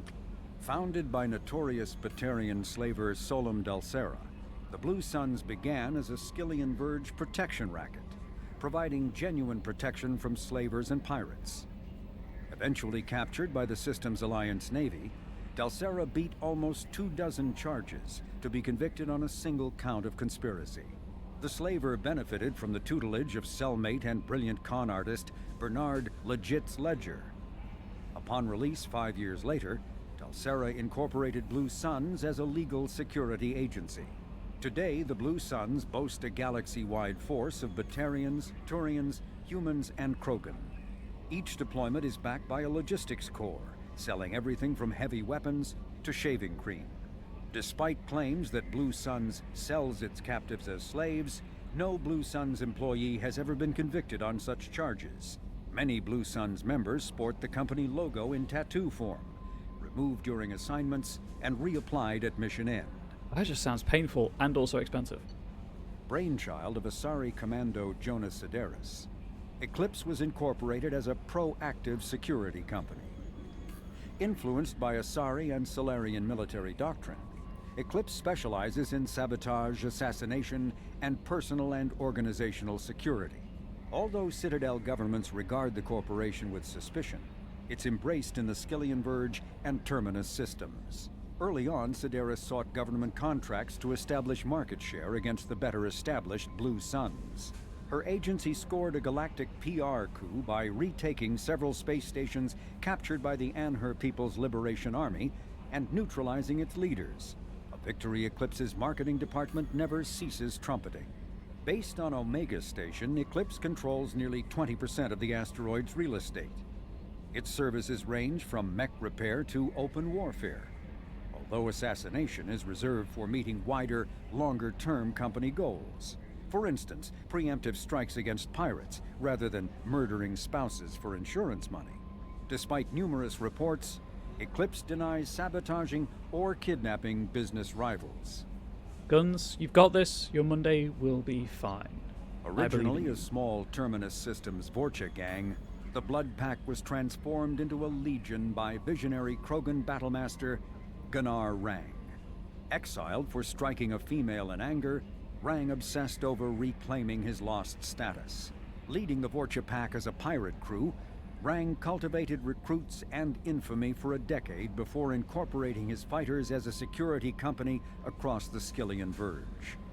His notoriety ensured his initial public offering for investors made him rich beyond most Krogan's dreams. Rang returned triumphantly to his clan, rallying elders, Krogan hordes, and their firepower and biotic support toward professional violence in the Terminus systems.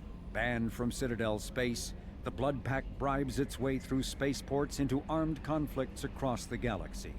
Priding themselves for accepting otherwise untouchable contracts, the Blood Pack rejects bodyguarding and security in favor of cases requiring minimal oversight and maximal violence.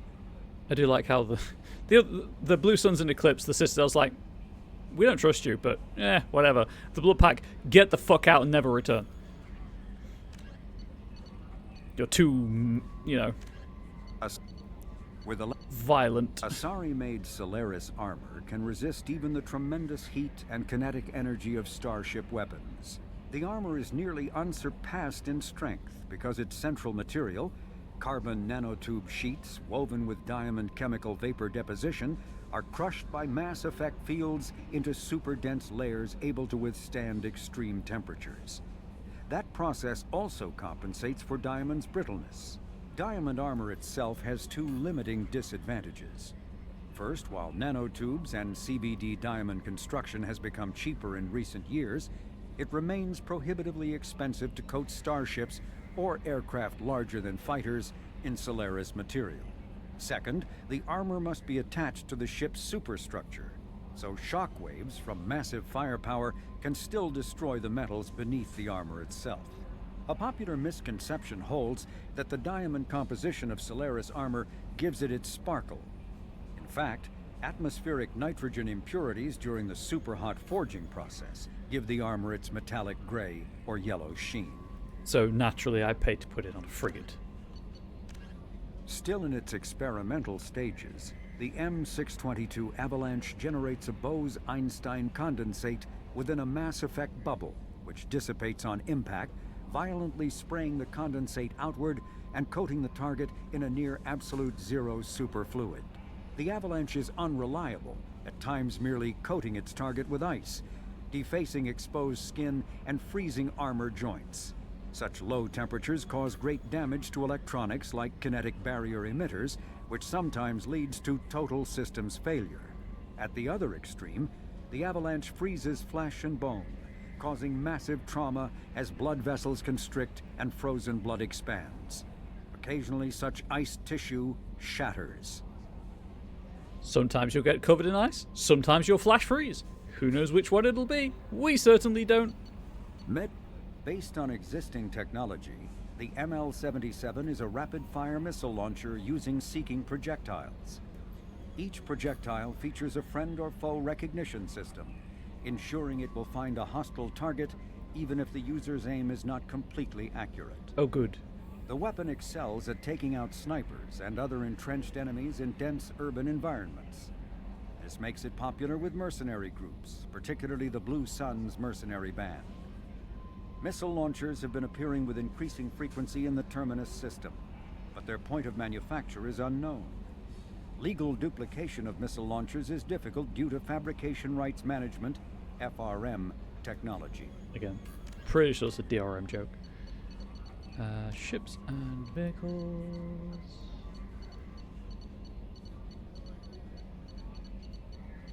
I assume it's the Mantis then? As none of the others said new. The workhorse of mercenary bands throughout the galaxy, the Mantis is a two-man vectored thrust aircraft that excels in close air support roles. Highly modular in construction, the Mantis can be reconfigured as a low-altitude gunship, a fighter, a high-altitude bomber, or even a single-stage-to-orbit spaceplane that can engage enemy craft around a planet or space station. The only role that the Mantis cannot perform is that of a true deep space fighter, as it has no FTL drive. First rolled off the assembly lines in 2170, the Mantis remains in service in dozens of armies across the galaxy. It is most commonly used as air support in pitched ground battles, in a configuration that sports two pods from Inferno PKRs, precision kill rockets, as opposed to those precision wound rockets, and a chin-mounted M350 mass accelerator cannon. Its kinetic barriers, thermal decoy system, and electronic countermeasures suite make the Mantis far less vulnerable to surface-to-air attacks than previous generations of aircraft. Like most modern planes, the Mantis uses an Element Zero core to ease the load of the engines with a mass effect field, allowing it to take off vertically or hover in place using minimum fuel. This also gives it far greater range and speed than the helicopters and jump jet aircraft that once filled its niche. A Mantis can take off from Baton Rouge, reach Moscow in a few hours, fly a ground attack mission, and return home before having to refuel. Right, I forgot the armor. Well, I guess...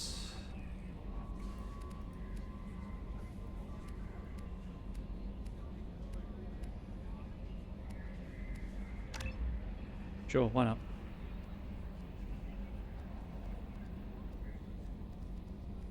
What does the next one do? Oh, that turns a frag flash. Cool.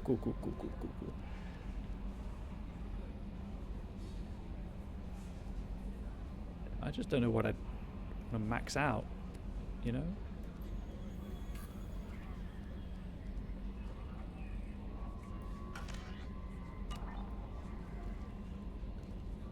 Anyway, I have the smuggling depot and the fire system, which I'll probably do next. That's return to Omega.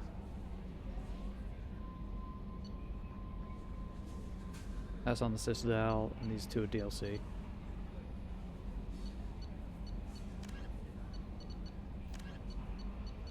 I think that's it, though. I think I've well, I mean, I haven't explored the local cluster, so I'll go and do that right now, and then I'm gonna have to go and grab a snack because I'm hungry.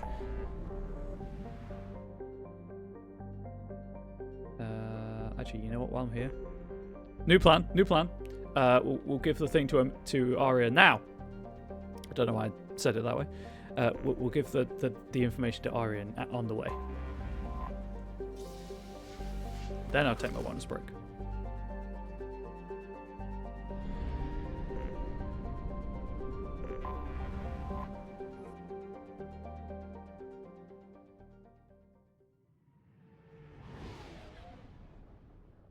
You can also swing by the shops to see if they've got anything I want to buy.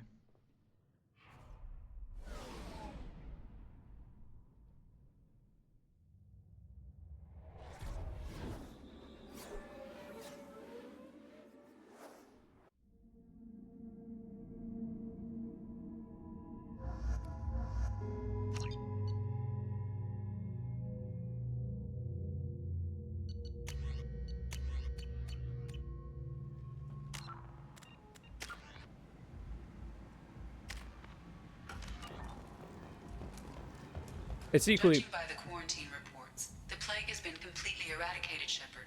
I have also run searches for reports on Archangel. The various mercenary groups appear to believe that he is dead. Works for me. It's very possible that I'm going to respec Shepard as well. This guy's still trying to get in? Come on, let me in. Yeah, he is.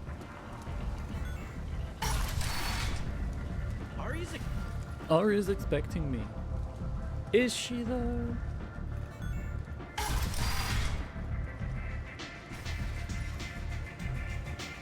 Just one more.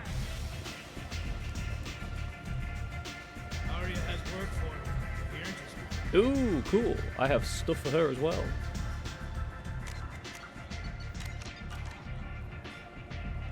Now that I'm done planet scanning. What do you need? This data pad was on one of the mercs going after Archangel. They were coming for you next. Let me see.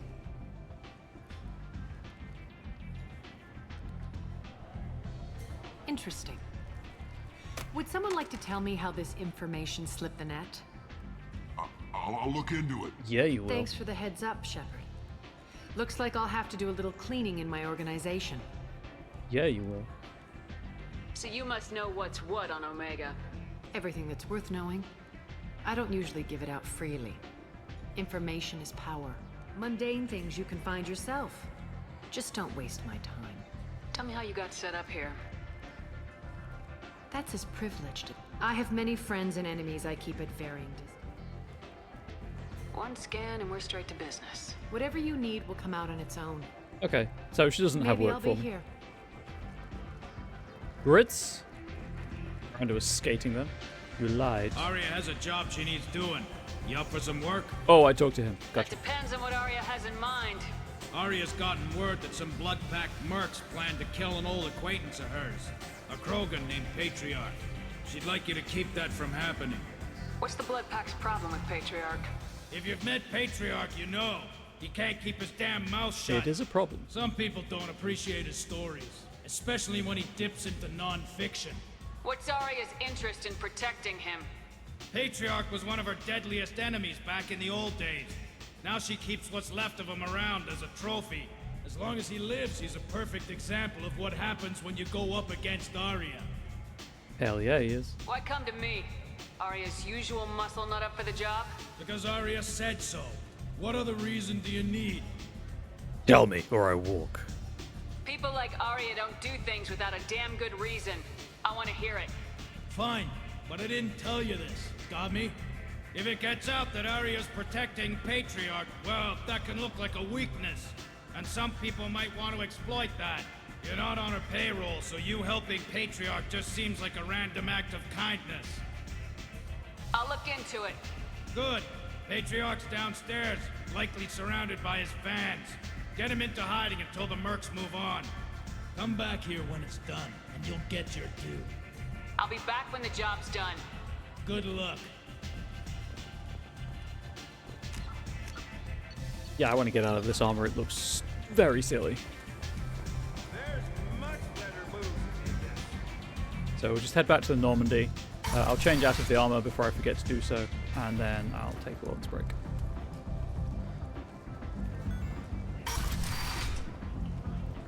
Come on, let me in. He's expecting me. Ooh. That's what that guy sounds like. Oh no, Herod has something for everyone. He also sold me this spice rack shaped like a mining scanner. That's great! Restrained exasperation. Come to my store. It's not just boring junk anymore.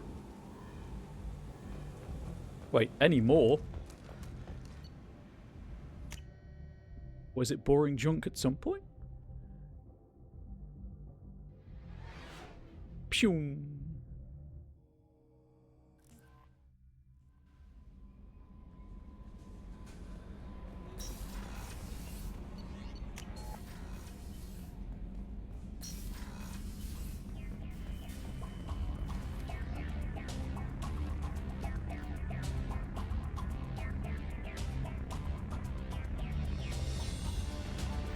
Don't have any way of changing these. I think I can get extra ones. Or choices, I think. Anyway. I would have kept the Inferno armor on because it looks okay, but the fact that you can't remove the helmet, I just don't like.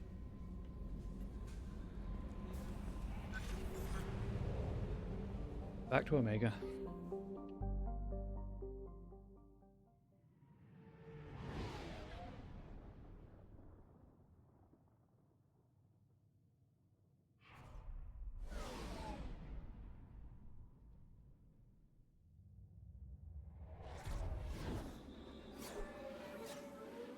Really awkward silence.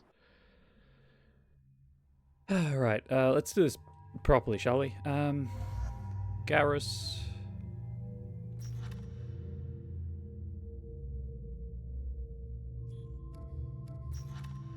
Actually, to be fair, does Garrus have concussive shot and overload? Oh, probably don't need 2 overload and warp users then. We'll take Jacob for squad incendiary.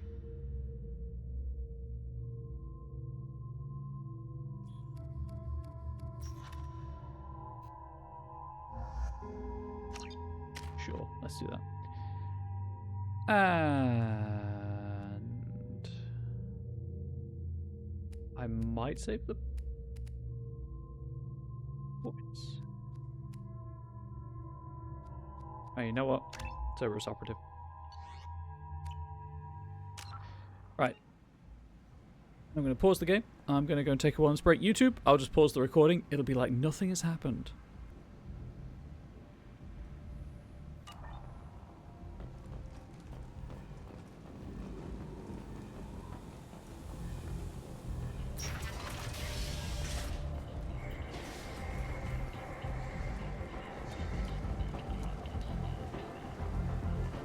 Do I have to unmute the microphone? I'll be going for another 40-ish minutes, but I'm back. YouTube obviously makes no difference to you, but I have a paid Dagger Heart game tonight, so I need to have my brain kind of on top form for that. So that the folks feel like they're getting their money's worth for the experience. Not that one.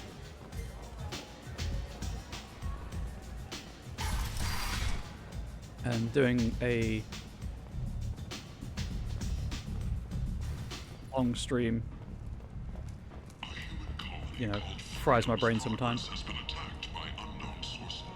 Not a problem, ideally, going forwards after this week. I just can't stream tomorrow for tin reasons. So I chose stream today instead. You again. Greetings. But I will, in theory, be streaming on Fridays for the foreseeable. Some people want you dead. I've been asked to move you to safety. Well, of course. Arya wouldn't want me hurt. It would make her look bad.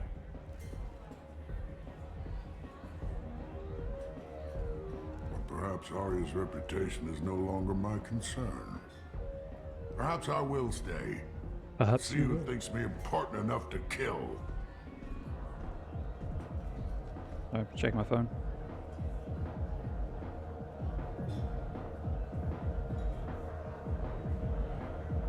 Here's an idea. Let me handle the assassins for you. And so your name grows, while I remain an old man who lets others fight his battle. No. You remain a powerful warlord with forces at his command. Now it's just Arya's trophy. Well, you could be my Krant, fighting for my honor. If you would do this for me, I would be grateful. I might even be a Krogan again. I would die for him, to be dramatic. Find the thugs in or near Afterlife and kill them on behalf of the Patriarch.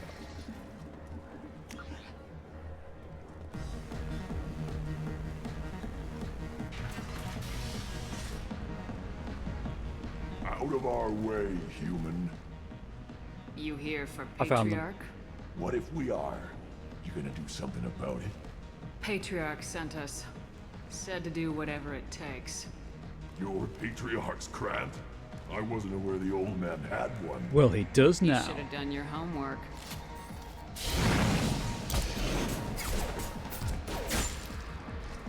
Picking a Krogan would not work. That's it, by the way. That's all it is. Hey, I kicked a fool for you. You killed them all. And everyone knows that the Patriarch is not to be crossed. Thanks to you, Arya may think of me as more than a trophy. A real advisor, maybe. Or even a threat. Take care, Patriarch. He's like... For the first time, I like that name. It's like he's 50 years By the younger. way, be careful with Arya. She will approve of what you've done, I think. But not of you altering the balance of Omega. I think it reminds her too much of herself. Well, I've done it now. It's a bit late, so... Here we are. I will live with the consequences of my actions.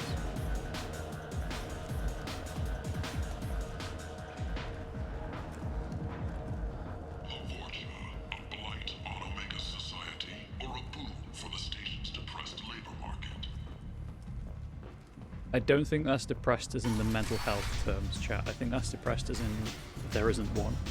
Give me another drink, love.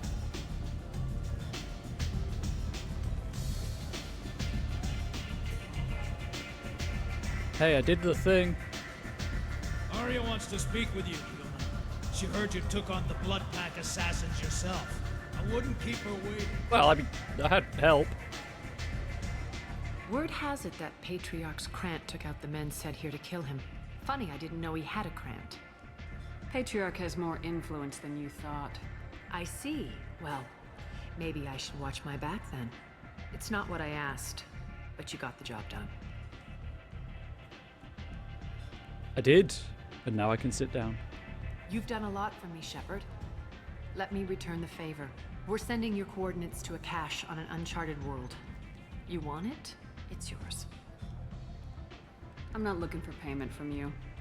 Look at you. So proud. Whatever you find is yours to deal with. Sounds like you and Patriarch have a history. Our history is Omega's history. Long, bloody, and always ending in my favor. The details are complicated.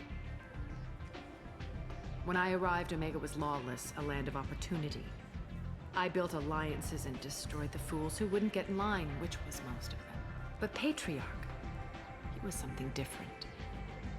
A powerful friend. I'm surprised you were ever anything but rivals. We were allies for 100 years. I suppose he decided that was long enough. Wasn't a surprise when he turned. He controlled the muscle, my people contributed more subtle action. Espionage, politics, assassination. Fortunately for me, his men had become accustomed to certain benefits of working with Asari. Oh, wink wink, nudge nudge, chat. Superior intel? Assassination? That's cute.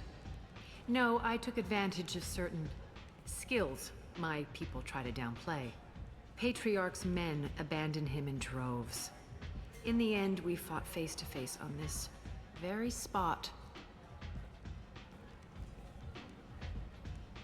The toughest fight of my life. But of course I won. Patriarch doesn't sound like something an Asari would come up with. I found it humorous. He wanted power, and we pretended he had it with a word that doesn't exist for my people. I eventually found a certain respect for the title and the man. So you kept him around as a trophy? I did. A trophy and an example. Whenever someone thought about taking me on, I pointed them to Patriarch. Dignity is one of the few commodities not available on Omega. Fair. Interesting. Let's move on. Do you need something else? Interesting. I'm bored now. Thanks. Maybe I'll come back later. You should find a nice young man to keep you warm in the meantime. You look like you need to loosen up a little. Or woman, or person. Nothing to see here. Apparently not. No, this way. Right, how do I get... Let's see if I can remember how to get to the shops, chat. What with it being several months since I last played. The Destiny Ascension has completed its 20-colony victory cruise. Council members aboard thanked Human Alliance soldiers for their efforts in repelling Saren's invasion 2 years ago.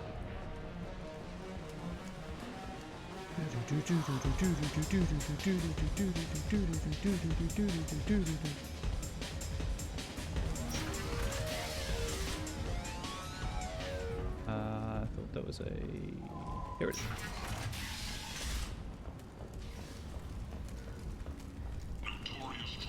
Walking around in this place makes me sick. People still dying. The strong still exploiting the weak. Nothing I did here even made a dent in this. Shepherd staring at boxes.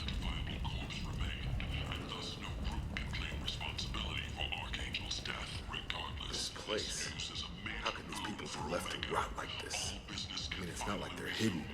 They're right here in their own filth. What a shithole. He feels incredibly strongly about this.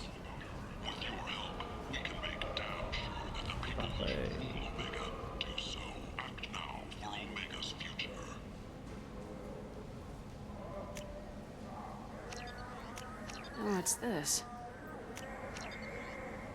Oh, there it is, chat. The Blood Dragon armor. Blurred that out. Shepherd Memorial Plaza on Elysium was voted this year's hottest wedding location. Under Admiral Hackett's orders, money raised from wedding fees goes to funds for Alliance veterans. Imagine this. You're in the Nexus. It's late, and the only one around is that screeching prophet and a few Vorcha scratching for food. Suddenly, a shot. Red-hot lifeblood pours from a wound in your back. As your life ebbs away, the attacker leans forward, hoists your valuables, and says, "Good thing you didn't have a Teflon sticker." Teflon Industries. Fine sidearms for your personal protection. Nope. I think I bought everything from the Kunari, but I can't remember. Was created with one purpose: to connect lonely clients with a lifelong commitment Equally, to their perfect I can't find his shop. hundreds of potential relationships ranging from the demure to the deranged, Down here. the kind to the kinky. With Katanos relationships, But you never clearly have it's to not. compromise your vision of what your love Here we should are. be. Yeah, I did. Cool.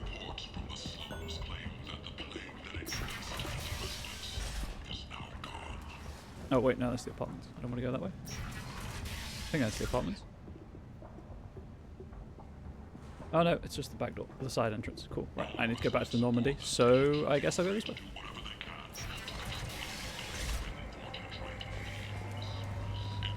Yeah, I don't know what I was stuck on, but I was stuck on something.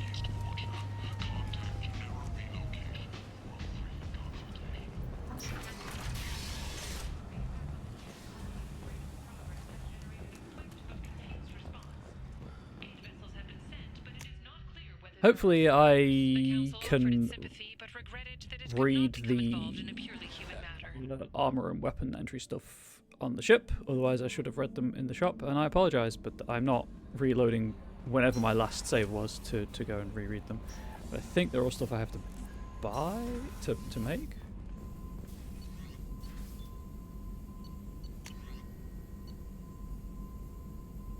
Never mind.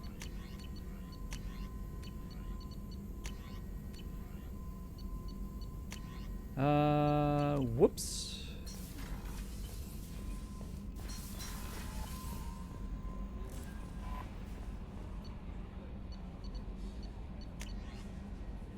I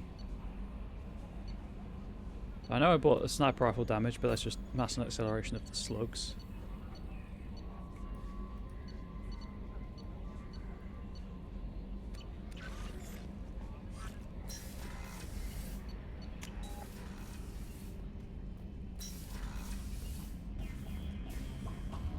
Please read the armor. Blood Dragon armor. Originally created for Earth's Urban Combat Championship League, this set of armor has undergone as much or more field testing than those of modern militaries. It uses a unique proprietary power cell that costs as much as a EUCC rookie's contract. The armor's microframe computer adapts to any top-tier Omni-Tool, kinetic barrier or biotic amp, giving breathtaking and error-free performance. The chest and shoulder piece bears the logo of the Edmonton Blood Dragons. Edmonton being where BioWare... Edmonton, I assume, was... I think it's BioWare Edmonton was the founding studio. Anyway, and the inside of the armor bears the signature of the entire team. When asked when and how the elusive man got his hands on the armor is unknown, but several of the signatures bear messages such as expletive the Geth and Shepard get well soon. Increases power damage by 15% and shield strength by 10%. And originally this was, I mean, clearly it's a Dragon Age promotional armor set. Terminus armor is environmentally sealed with an independent air supply for use in space and extreme planetary conditions. Its onboard microframe computer runs a suite of battle management software to prevent detection by passive thermal sensors. Oh, the Blood Dragon armor? Yeah, it's pretty cool. Not gonna lie. To prevent detection by passive thermal sensors, body heat is channeled to the base of the feet and dispersed into the ground. You know what? Just for you, chat, I'll equip the Blood Dragon armor when I back out of this menu. Read that. We'll rock the Blood Dragon for a moment. Oh, also, before I do that, I need to... So I bought the visor, the Kawashi visor, developed by Araki Technologies. The wearer exchanges full protective coverage for visibility, unencumbered mobility, and increased accuracy. 10% headshot damage. And the capacitor helmet. A recent design, this Alliance-made helmet stores microcapacitors in its structure to replenish spent kinetic barriers. The transpiroplast armor panel on its top can be removed to access capacitors for field maintenance. Shield regen delays reduced. The chest plate, capacitor chest plate. Microwells developed by Armax Arsenal store part of the energy directed at the armor and use it to jumpstart the kinetic barrier recharge cycle. So it's again about recharging the barrier.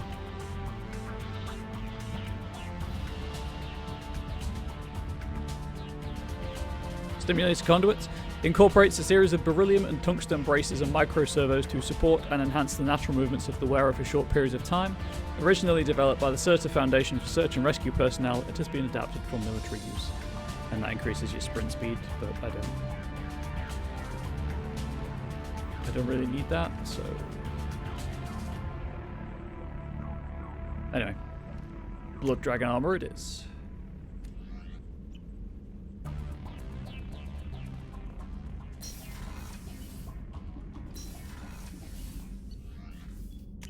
Nope. CIC, please.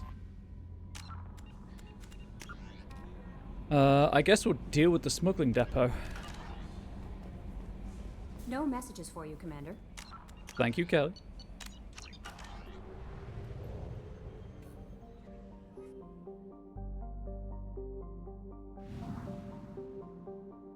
Oh, right. There was also the payment for doing that mission.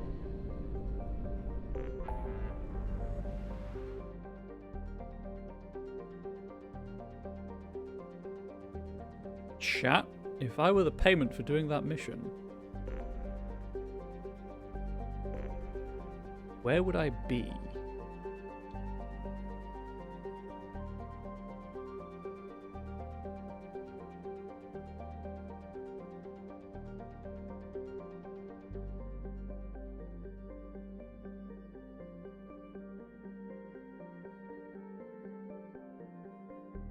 I'm looking it up. See, it's possible I've already found it, so we'll figure it out.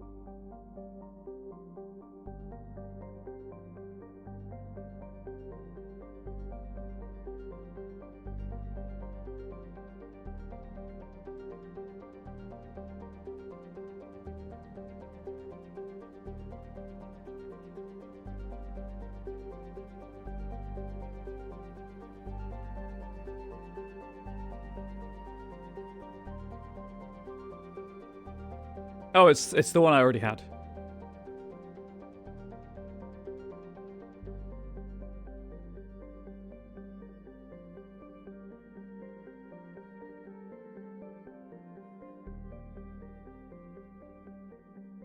Oh, right. It's the crates one.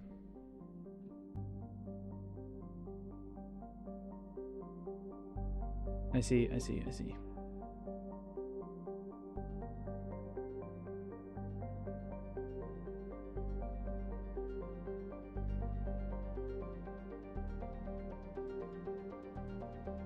You know what? I might try it.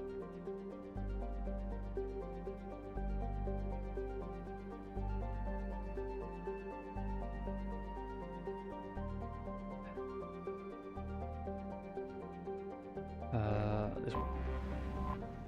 I might try it again.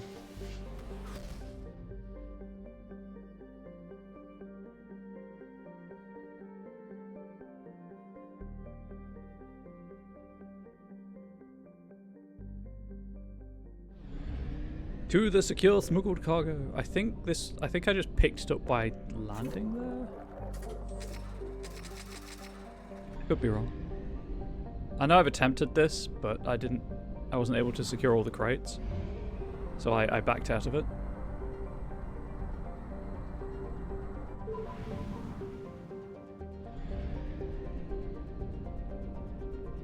Anyway, this is also where Arya would send me. But hey, I already had it, so she couldn't give it to me. Also, Uncharted World has a name in a system. We're gonna take Zaid. We're gonna take Garrus. We're gonna equip. Oh, right. Blackstorm Singularity Launcher. I think this is a new one. The Blackstorm M490 Blackstorm Singularity Projector. The Blackstorm, colloquially called the Black Hole Gun, encases particles of matter within a high-powered mass-increasing field, elevating them to near-infinite mass. This creates a gravitational singularity that draws nearby enemies and objects inward for a short time. The rapidly increasing gravity near the singularity's event horizon rips the objects apart. The mass effect field soon destabilizes and returns to normal mass, with explosive results.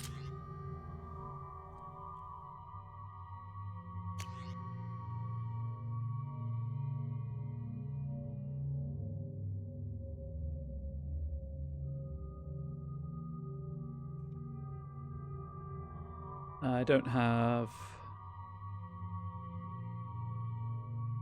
this weapon yet. It's very sad. So I've saved because, you know, I may not do this, and I'd like to save all of the crates if possible.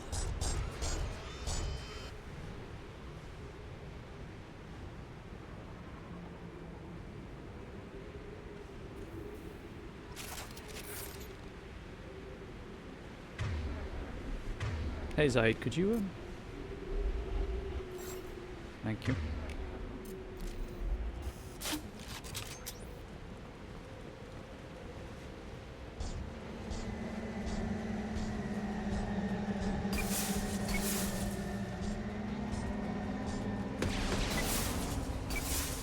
We got company. Nope. Lost one already.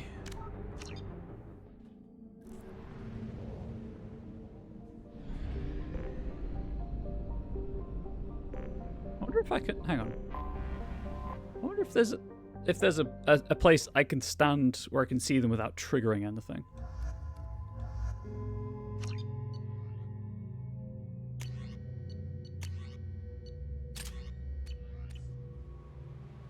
Let's figure this out, chat.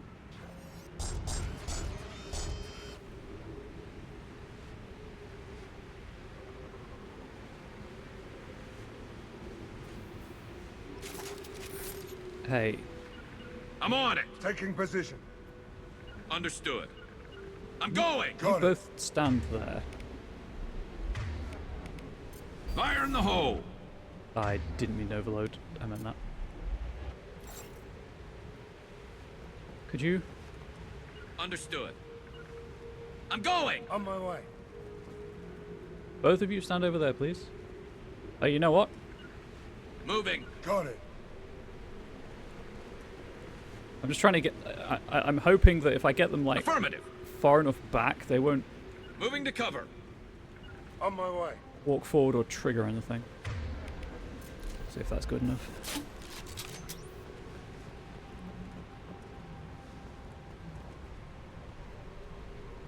If I can see the mechs from up here without having to cross an invisible command line. Oh, okay. Does not appear possible. So I'll give it one more go and then we'll just try something else. Although, actually looking at the time, might just wrap up the stream. And we'll come back later. There is a heavy weapon that you can get with a massive AoE. It's like a nuclear launcher of some kind, if I recall correctly. And I'm wondering if I can get that between them early enough, if that would work.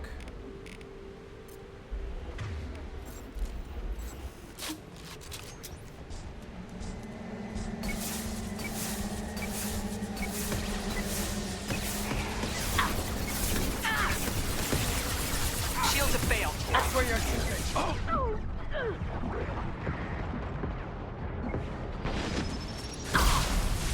Okay, well that didn't work, so...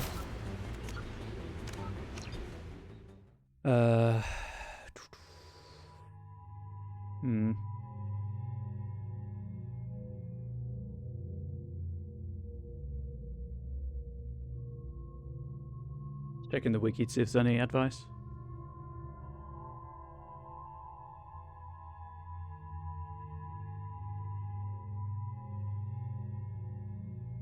Oh, right, yeah, of course. They're seeking rockets. I'm an idiot, chat.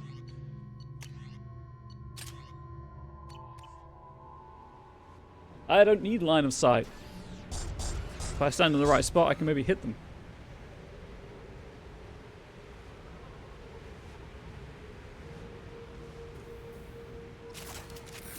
See if this works.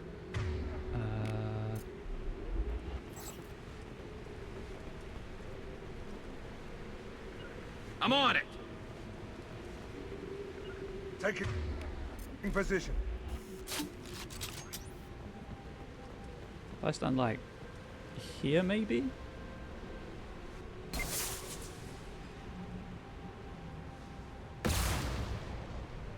Did that work? Chat, that might have worked.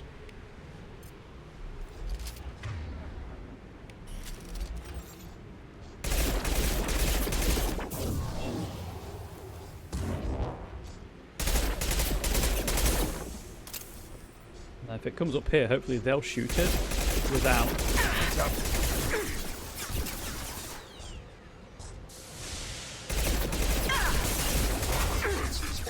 Triggering the script.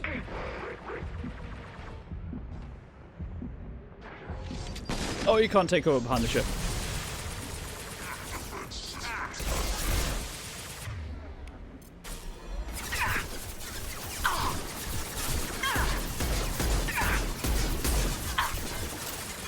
Oh, that bit you can. Firing an impact shot. It's gonna blow. Okay, one down. We're cheesing it, chat. We're cheesing it. You got it.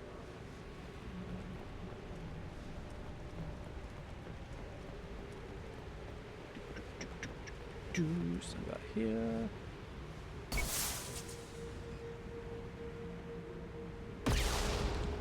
That sounds good.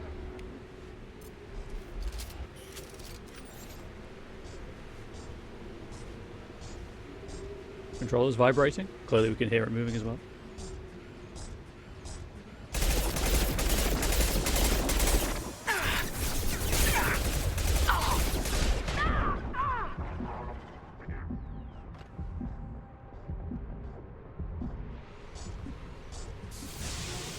Interesting. I can't take cover against that one. Heads up! Fire in the hole! This one I can.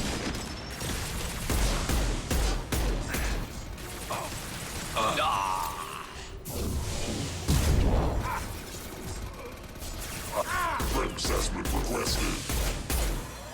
Threat assessment requested. The threat is, you know, threatening. I would go, chat. I would real good.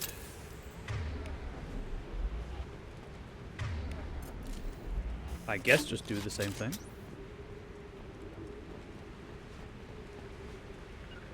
Got it. Moving to cover.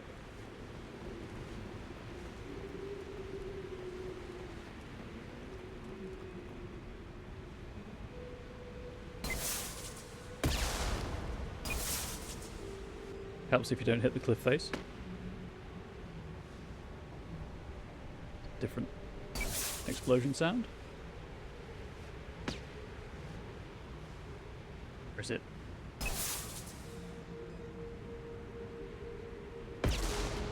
That? Yep, that got its attention.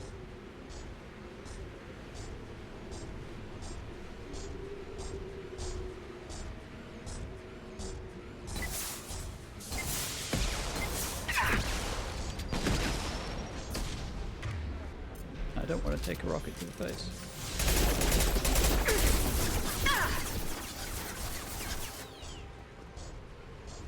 How are they doing? Cool.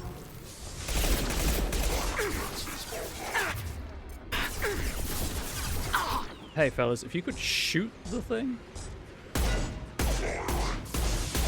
Incoming. Yeah, it is, isn't it?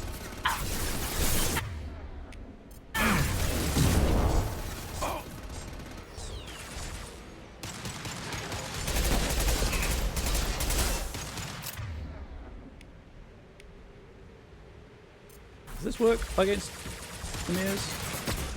Firing concussive shot. Well, it's dead, so we'll never know. That is a big lad, Guns. That is a big lad. Right. Yeah, that's the mission. Sweet. All crates intact, because I guess the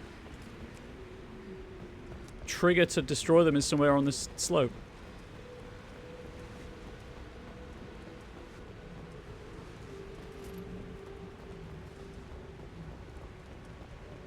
Neat. I'm obviously running around to see if there's anything to pick up before I end the mission.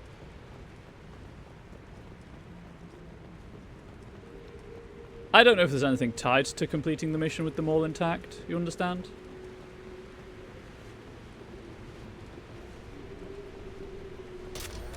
weapon ammo. And I also saw, I did see on the wiki that if you have the cane, which is the nuclear launcher, you can shoot them before they get too far away from each other, and that will kill them all. Had to perform another full maintenance check. Sand keeps getting into our equipment, increasing the frequency of system checks. We have to be ready to shut this place down if someone spots us from orbit. Ah, chat, sand, it's coarse, gets everywhere.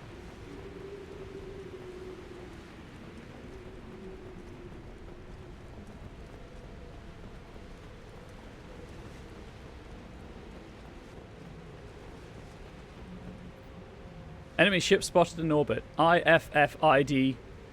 I think that's identify friend foe. Confirmed. Cerberus. Beginning farewell protocol. Engaging security systems. Destroy command received. Initiating cleanup routine. Routine initiated.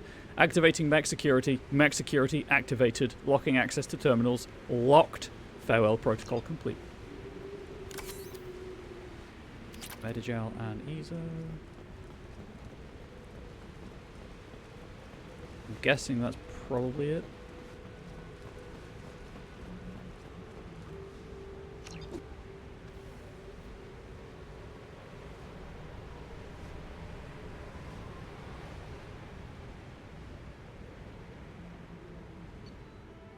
"20 if the 20 crates were saved." Hell yeah. If enemy Krogan get close to you, they'll charge. You don't want that. Chat, you really don't want that. Okay, so all that's outstanding is plot and DLC stuff, apart from the Normandy quest to get the ingredients. So I think it's time to visit the local cluster. What am I doing? I need to go this way.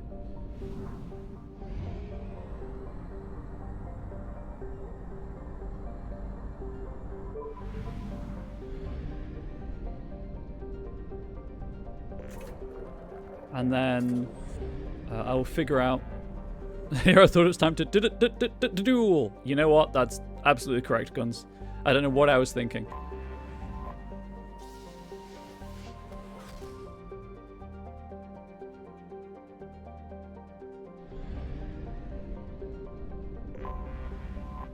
Pluto is one of Sol's numerous ice dwarf worlds. It is mainly of note for being the gravitational anchor for the mass relay to Arcturus. Pluto and the Charon relay, formerly encased in ice and considered a moon, orbit each other. Pluto's orbit was circularized in 2157 because, I don't know if you know this, chat, Pluto has an oval or elliptical orbit. It's not always the furthest planetary body, let's say. It's not technically a planet anymore, which I'm still angry about. Population gateway station. Oh, sorry. As a side effect of the Charon mass relay recovery operations, population gateway station is 9,300. Orbital distance 39.5 AU. Orbital period 247.7 Earth years. Radius 1,151 kilometers. Day length 9.4 Earth hours. Atmospheric pressure trace. Surface temperature negative 229 Celsius. Surface gravity 0.06 G.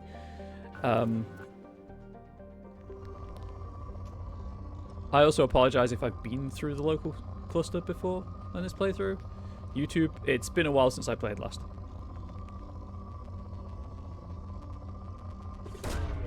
Launching probe.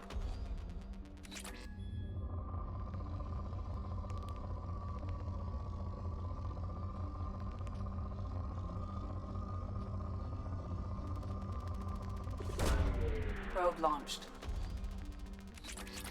Mostly just figured while I was here there was no reason not to check for platinum.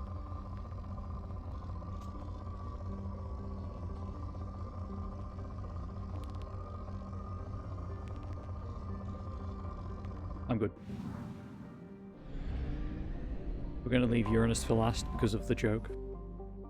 Though Neptune, I may have already done the joke as well, I can't remember. Though Neptune, like Uranus, has plentiful helium, its remoteness made it an unpromising target for mining before the development of Mass Effect Drive. With Uranus cheaper to exploit, it has never seen extensive development. The only permanent human presence is a small research facility on Triton. Population, Triton, 70.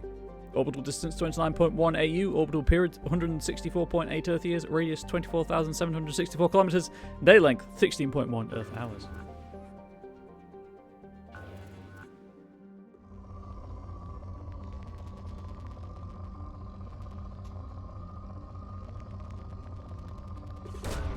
Probe away.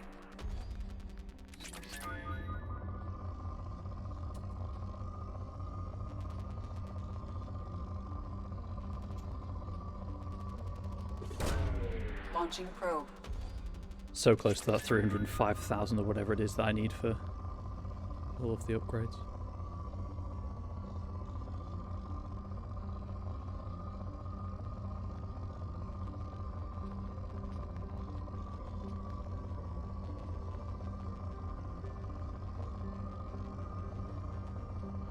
Oh, I saw it for a moment there.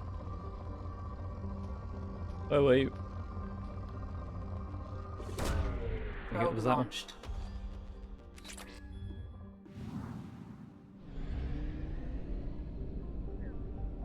Where is the next planet? Where's Saturn? Oh, all the way over there. Okay, cool. We'll grab Saturn and loop back through. Jupiter's deep gravity well and lethal radiation have kept its moons from being significantly exploited. The largest outpost is Binary Helix Corporation's Nautilus facility, attached to the underside of Europa's ice sheet. Population, all moons, 9,100. Orbital distance 5.2 AU, orbital period 11.7 Earth years, radius 71,492 kilometers, day length 9.93 Earth hours. And there's the big red spot that Earth would fit in. That's a superstorm. Oh, sorry, no, there it is. There's the big red spot. It is still a superstorm, larger than the Earth.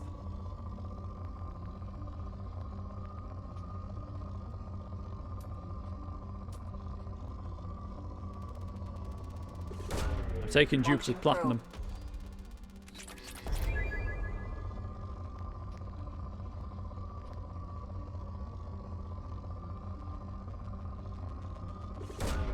Probe away.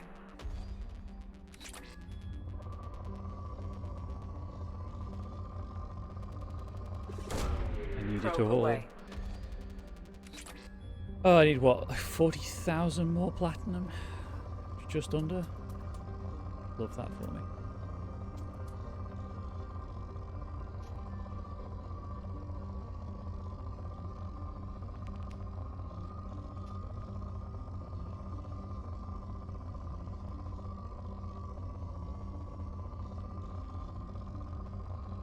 Not really worth the probe.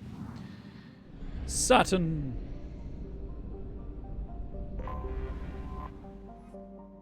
Saturn has been a major source of helium-3 fuel for fusion plants since the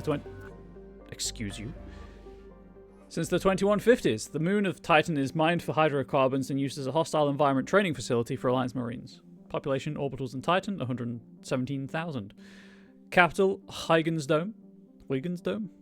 Orbital distance, 9.5 AU. Orbital period, 29.5 Earth years. Radius, 60,268 kilometers. Day length, 10.3 Earth hours. Short day. It spins fast.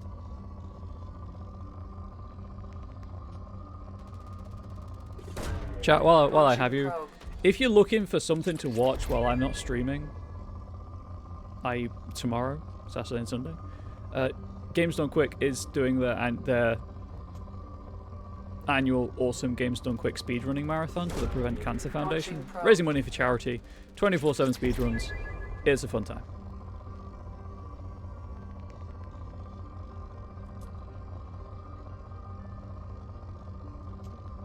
Maybe one day I'll have the time to learn a speedrun. Probe away.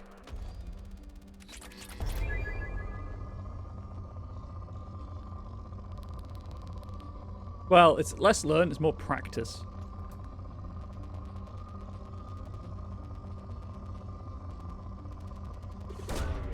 Probe launched.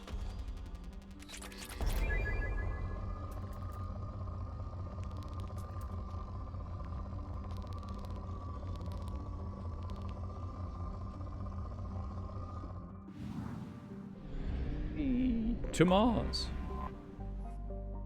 Once considered a prospect for terraforming and colonization, the discovery of faster-than-light travel turned Mars into a quiet backwater. Its southern pole is a historical preserve centered on the Prothean ruins found there. Immigration and development are restricted as the search for Prothean artifacts continues. Orbital distance, 1.52 AU. Orbital period, 1.88 Earth years. Radius, 3,402 kilometers. Day length, 24.6 Earth hours. Atmospheric pressure, trace, surface temperature, negative 138 Celsius, surface gravity, 0.38 G. And I cannot scan Mars. Earth. For detailed information, please refer to the standard issue Alliance Galactic Codex. Earth's orbit is riddled with debris generated by bootstrap space development. Use of kinetic barriers is recommended at altitudes over 85 kilometers. Population, surface 11.4 billion. Population, L4 and L5 stations 250,000. It's a bit less than 11.4 billion. Orbital distance 1 AU, orbital period 1 Earth year. Weird that. Radius 6,378 kilometers. Day length 23.9 Earth hours. Atmospheric pressure 1 Earth atmosphere. Again, very strange. Surface temperature 23 Celsius. Surface gravity 1.0 G.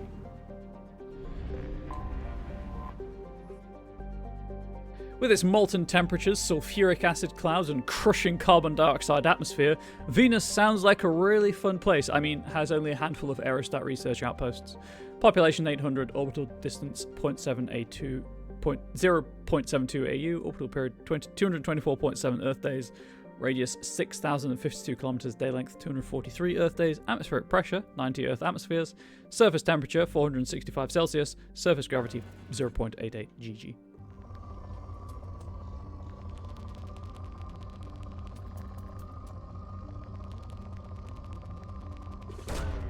Launching probe.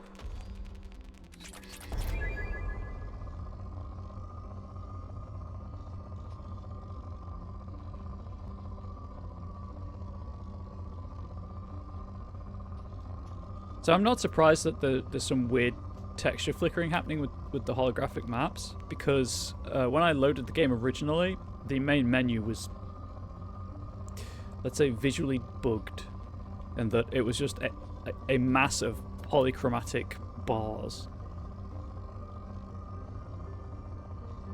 It looked like every individual, I don't know, polygon had the like technical difficulties bar on it, screen on it, from the old TV rainbow technical difficulty screen.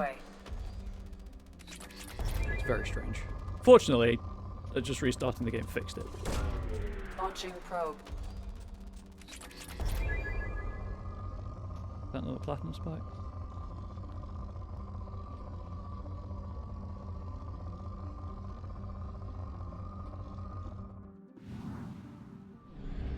Oh no, I flew to the sun. Icarus would be jealous.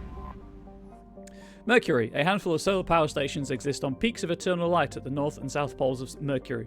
The difficulties imposed by the planet's proximity to the sun and high orbital velocity have limited development. Population 340, orbital distance 0.39 AU, orbital period 88 Earth days, radius 2,240 kilometers, day length 58.7 Earth days, atmospheric pressure, trace, surface temperature 430 Celsius, surface gravity 0.38 G.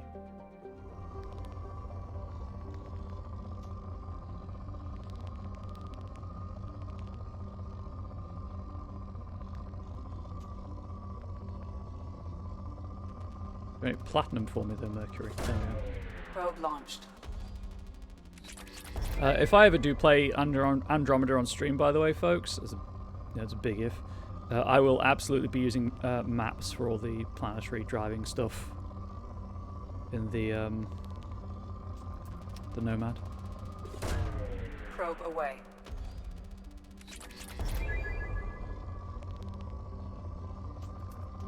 It's like, strictly speaking, I don't actually need to be doing this for the Platinum. I will find enough in Act 2 to get the upgrades before the end of the game. And the planets that unlock and stuff, but hey, I'm doing it anyway.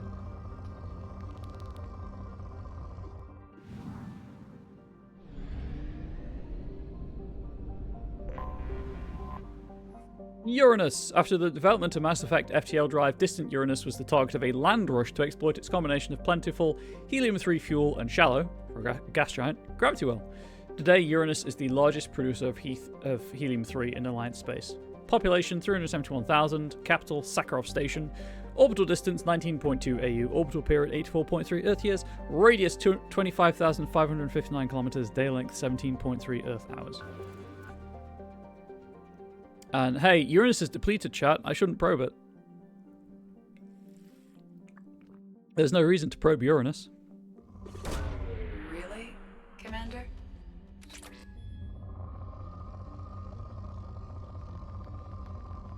I love the fact that they, like, They give you zero incentive to probe it, and you still get the joke. Probing Uranus. There it is. There it is.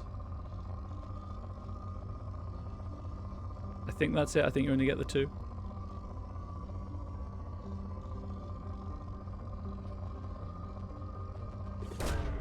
Launching probe. Yeah, you only get the 2. But there you go, chat. That was the joke. Hopefully it was worth waiting the entire stream for it, just to hear Edie say or Trisha Helfer say very resignedly, probing Uranus.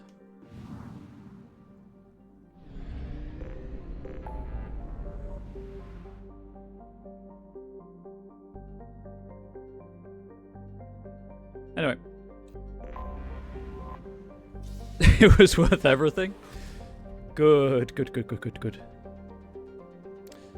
So I think next time we'll do the system. There is, unsurprisingly perhaps, a lot of stuff to do on the Citadel.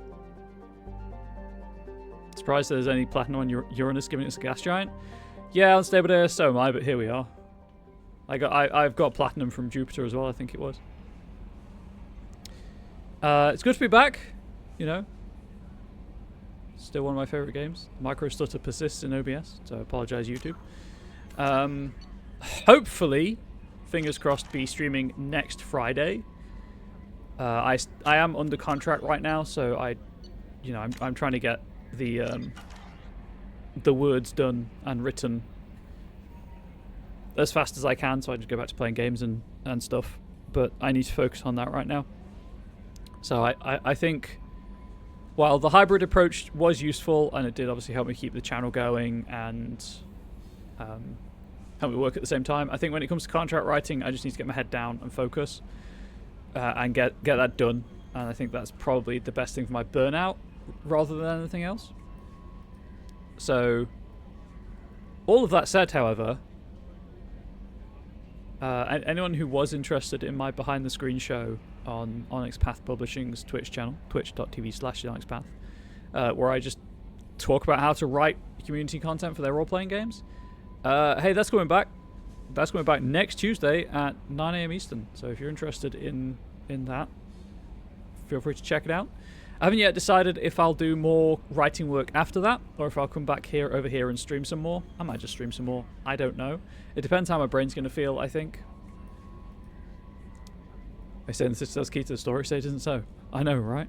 But that decision will probably be made spur of the moment on Tuesday as to whether or not I'm going to do more writing after that stream or not. So we'll have to play that one by ear. But behind the screen's coming back, chat, if you're interested in that. So that's exciting for the one of you who followed me over from Onyx Path Publishing to this channel. But YouTube, as ever, as always, I hope you've appreciated. I hope you've enjoyed the stream. I appreciate your support on the YouTube. Please let me know what you thought in the comment section below. Please do share the content with anyone you think might like it. Please, if you can, do subscribe to the YouTube channel. It really helps me out. If you can swing by twitch.tv/ComradeBubbles and follow me on Twitch, that will help me out too.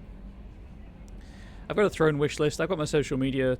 All of that stuff's in the YouTube channel description. Every video almost every stream I've ever done is archived on YouTube.